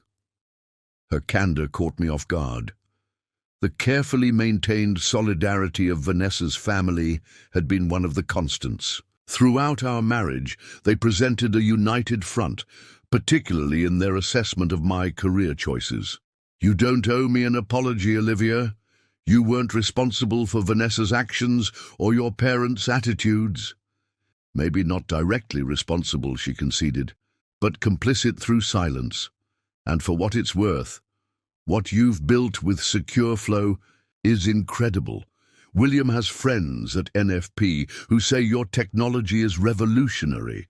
The acknowledgement, so straightforward, so free of qualifications, was unexpectedly meaningful, coming from a member of the family that had consistently dismissed my professional ambitions. "Thank you," I said. "That means more than you might think." There was a brief pause before Olivia continued. "I'm actually calling for another reason as well. William and I are hosting a charity event next month for the Children's Hospital Tech Initiative. They're implementing new security protocols for patient data, and given your expertise, well, we thought you might be interested in being involved. No pressure, of course." The invitation represented a curious olive branch, not just personal reconciliation, but professional recognition from a family that had previously relegated me to the sidelines of their social events. "I'd be happy to help," I found myself saying. "It's a worthy cause." "Wonderful," her relief was palpable. "And Daniel, Vanessa won't be there. I want to be completely transparent about that. She and I haven't been in contact much lately." The revelation surprised me. The sisters had always been close, despite, or perhaps because of, the competitive undercurrent in their relationship. "May I ask why?" Olivia sighed. "After everything happened, the way it all came out, I tried to be supportive. But when Vanessa started rewriting history, casting herself as the victim, and you as this vindictive husband who humiliated her, I couldn't keep pretending. I was there. I saw how she treated you for years, how she talked about your work. The affair with James was just the final straw, not the whole story." Her perspective was unexpectedly aligned with my own, a validation I hadn't realized I still needed. Throughout our marriage, I had often wondered if I was overreacting to Vanessa's dismissive attitude, if perhaps I was being overly sensitive to normal marital criticism. "That couldn't have been an easy conversation," I said. "It wasn't," Olivia admitted. "But some truths need to be spoken, even when they're uncomfortable, especially when they're uncomfortable." After we hung up, I found myself reflecting on how dramatically the dynamics had shifted. Those who had once dismissed me now sought my insights. Those who had once seemed untouchable were facing the consequences of their choices. James had officially resigned from the Richardson Fund following their internal review, which had uncovered significant concerns regarding disclosure and potential conflicts of interest in the CryptoShield acquisition. His departure was framed as voluntary, but industry insiders recognized it as the professional equivalent of being asked to leave quietly rather than being escorted out by security. Vanessa, meanwhile, had transferred to her firm's West Coast office, a lateral move at best, widely interpreted as an attempt to escape the gossip and pointed questions that followed her in New York. The polished, perfectly curated life she had valued so highly had been tarnished by public scandal, an irony that might have felt satisfying if it hadn't also represented the collapse of what I had once believed would be my lifelong partnership. Yet despite everything, I found myself without the bitterness I might have expected. Success, it turned out, was indeed the best revenge, not because it hurt those who had hurt me, but because it rendered their opinions irrelevant. The validation I had sought from Vanessa, from her family, from the social circles that had never fully accepted me, seemed almost trivial now compared to the satisfaction of seeing my vision realized. One afternoon, about a week after Olivia's call, I was meeting with a promising young founder seeking advice on her financial security startup. As she passionately explained her technology, I recognized in her the same determination, the same unwavering belief in possibility that had sustained me through SecureFlow's darkest days. "Everyone says the market is too crowded," she admitted, echoing the criticism I'd heard countless times, "that we're too small to compete with established players." "Let me guess," I replied with a smile. "They call it your little project or your hobby business." She looked up, surprised. "Exactly. How did you know?" "Experience," I said simply. "And I can tell you this, the people most eager to label your vision as impossible are often the ones most threatened by your potential success." As I guided her through potential pitfalls and strategic approaches, I realized I had found something unexpected in the aftermath of my personal and professional upheaval: purpose beyond profit, meaning beyond validation, the opportunity to help others navigate the challenges I had faced, to convert my hard-won wisdom into a resource for the next generation of innovators, had become increasingly rewarding. By the time our meeting concluded, I had agreed to become an advisor to her company and make an initial investment, not because I expected significant financial returns, but because I believed in her vision and recognized that sometimes what a promising idea needs most is simply someone who believes it's possible. Walking back to my loft through the busy downtown streets, I reflected on the strange, circuitous path that had led me here. 3 years earlier, sitting at one of Vanessa's family dinners, enduring another round of subtle digs about my impractical ambitions, I could never have imagined that those very ambitions would ultimately set me free.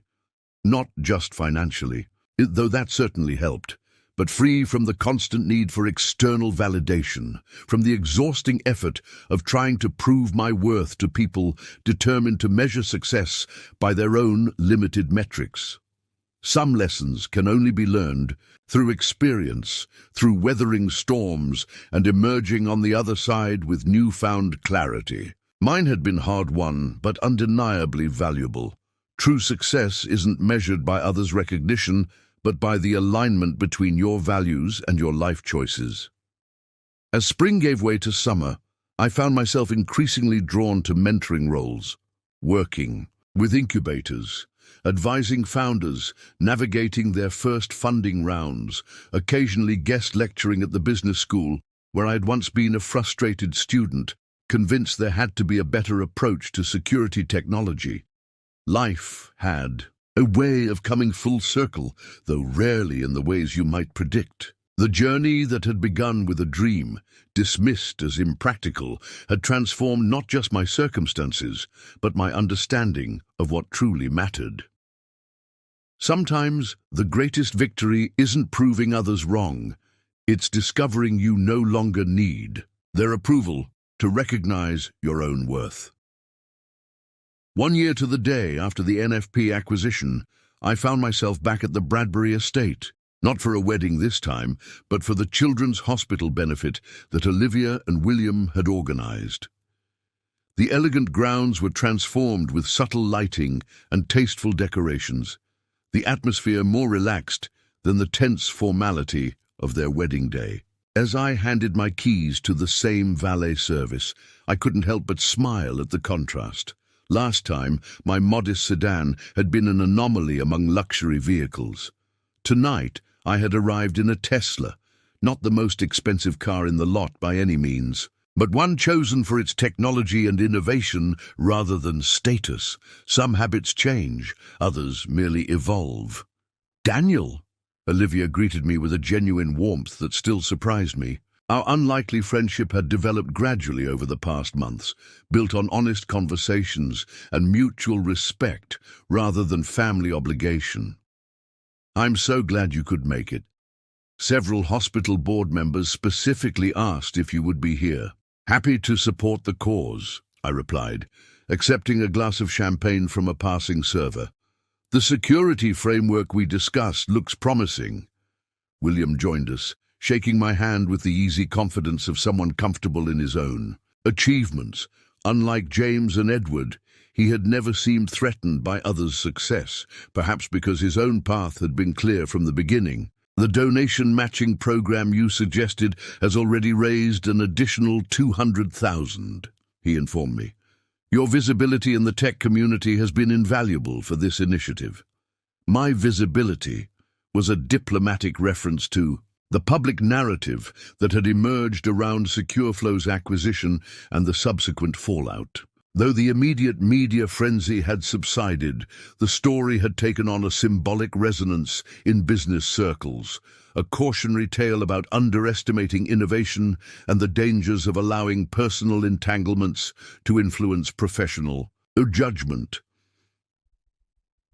As we chatted about the hospital's technology needs, I scanned the crowd automatically, a reflex developed during the months after the divorce when running into Vanessa had been a constant concern.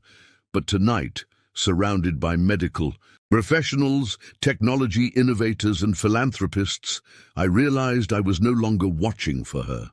The possibility of an awkward encounter had ceased to occupy space in my thoughts. "She's in San Francisco permanently now," Olivia said quietly, noticing my momentary distraction. "Took a partnership position with a firm there." I nodded, appreciating her directness. I heard, "I hope she finds what she's looking for," and I meant it. The anger that had once simmered beneath the surface had gradually dissipated, replaced by a detached understanding that Vanessa and I had wanted fundamentally different things from life. Her pursuit of status and external validation wasn't inherently wrong, just incompatible with my focus on innovation and meaningful impact. "And James?" I couldn't resist asking. William's expression tightened slightly. "Dubai, last I heard.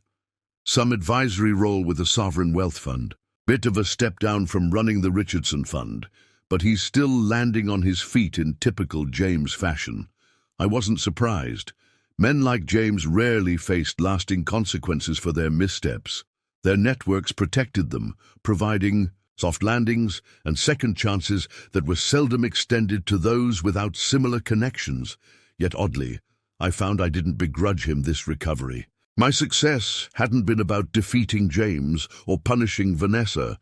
It had been about vindicating my own vision, proving that Secure Flow's technology was exactly what I had always claimed it to be. As the evening progressed, I found myself drawn into conversations with hospital administrators, security experts, and potential donors. The discussions were substantive, focused on technological solutions rather than social posturing. Not once did anyone ask about my little company or suggest that my ideas were impractical dreams. The difference was stark and refreshing. During a brief lull in the event, I stepped outside onto the terrace, the same spot where I had confronted Vanessa and James a year earlier. The gardens stretched before me, immaculately maintained and softly illuminated. The lake, a distant shimmer. In the moonlight. "Penny, for your thoughts," came a voice beside me. I turned to find Dr. Samantha Rivera, the hospital's chief of information security, whom I had been advising on their patient data protection protocols.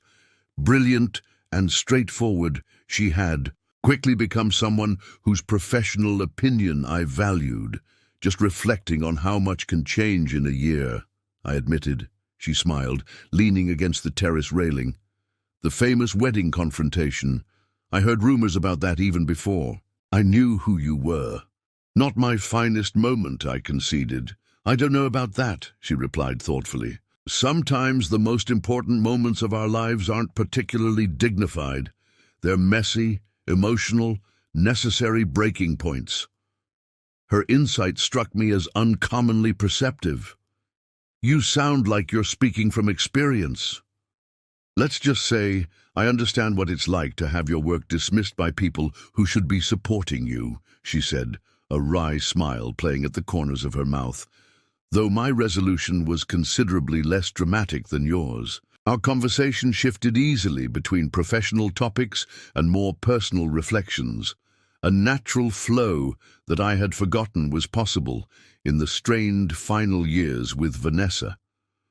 Samantha listened with genuine interest as I described Secure Flow's integration challenges, offering insightful questions that revealed her deep understanding of security architecture.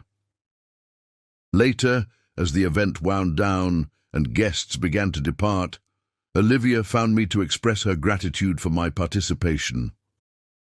"You?" "No," she said, a hint of wonder in her voice. "A year ago, I couldn't have imagined us here like this. After the wedding, I was so angry at you for disrupting everything. It took me months to realize I was angry at the wrong person." "We all were working with limited information," I offered, unwilling to dwell on past grievances. She shook her head. "No, we chose what we wanted to see. My parents, me, even William at first. We bought into the narrative that Vanessa constructed because it was comfortable and familiar. The successful sister, the struggling husband, the savvy mentor, except the roles weren't actually what they seemed. Her willingness to acknowledge this perspective shift was unexpected and oddly healing, a validation I hadn't realized I still needed." As I drove home that night, the city skyline illuminated against the dark sky, I reflected on the strange, circuitous path that had led me here, not just to professional success or financial security, but to a life aligned with my values rather than someone else's expectations. The Secure Flow acquisition had changed everything and nothing. It had validated my vision, secured my future, and freed me from a marriage that had become a prison of constant disapproval. But the core of who I was, the determination, the belief in creating something meaningful, had been there all along, unrecognized by those too focused on traditional metrics of success. In the days that followed, I finalized plans for a new venture capital fund focused specifically on overlooked founders developing innovative security solutions. Not because I needed another professional challenge or financial opportunity, but because I recognized how much difference it would have made to Secure Flow if someone had believed in us earlier. Sometimes Our most painful experiences become our most valuable resources for helping others. The dismissal, the doubt, the constant need to prove myself against impossible standards, all of it had shaped a perspective uniquely suited to identifying and nurturing unconventional talent. Life has a way of coming full circle, though rarely, in the ways you might predict. The journey that had begun with a dream, dismissed as impractical, had transformed not just my circumstances, but my understanding of what truly constituted success. Not external validation or social standing. Not even a $45 million acquisition, although that certainly helped. But the freedom to pursue what you believe in without needing anyone else's approval. The clarity to recognize those who value what you're building, not just what you represent, and the wisdom to understand that sometimes the best revenge isn't proving others wrong, it's proving yourself right. Up next, you've got 2 more standout stories right on your screen. If this one hit the mark, you won't want to pass these up. Just click and check them out. And don't forget to subscribe and turn on the notification bell so you don't miss any upload from us.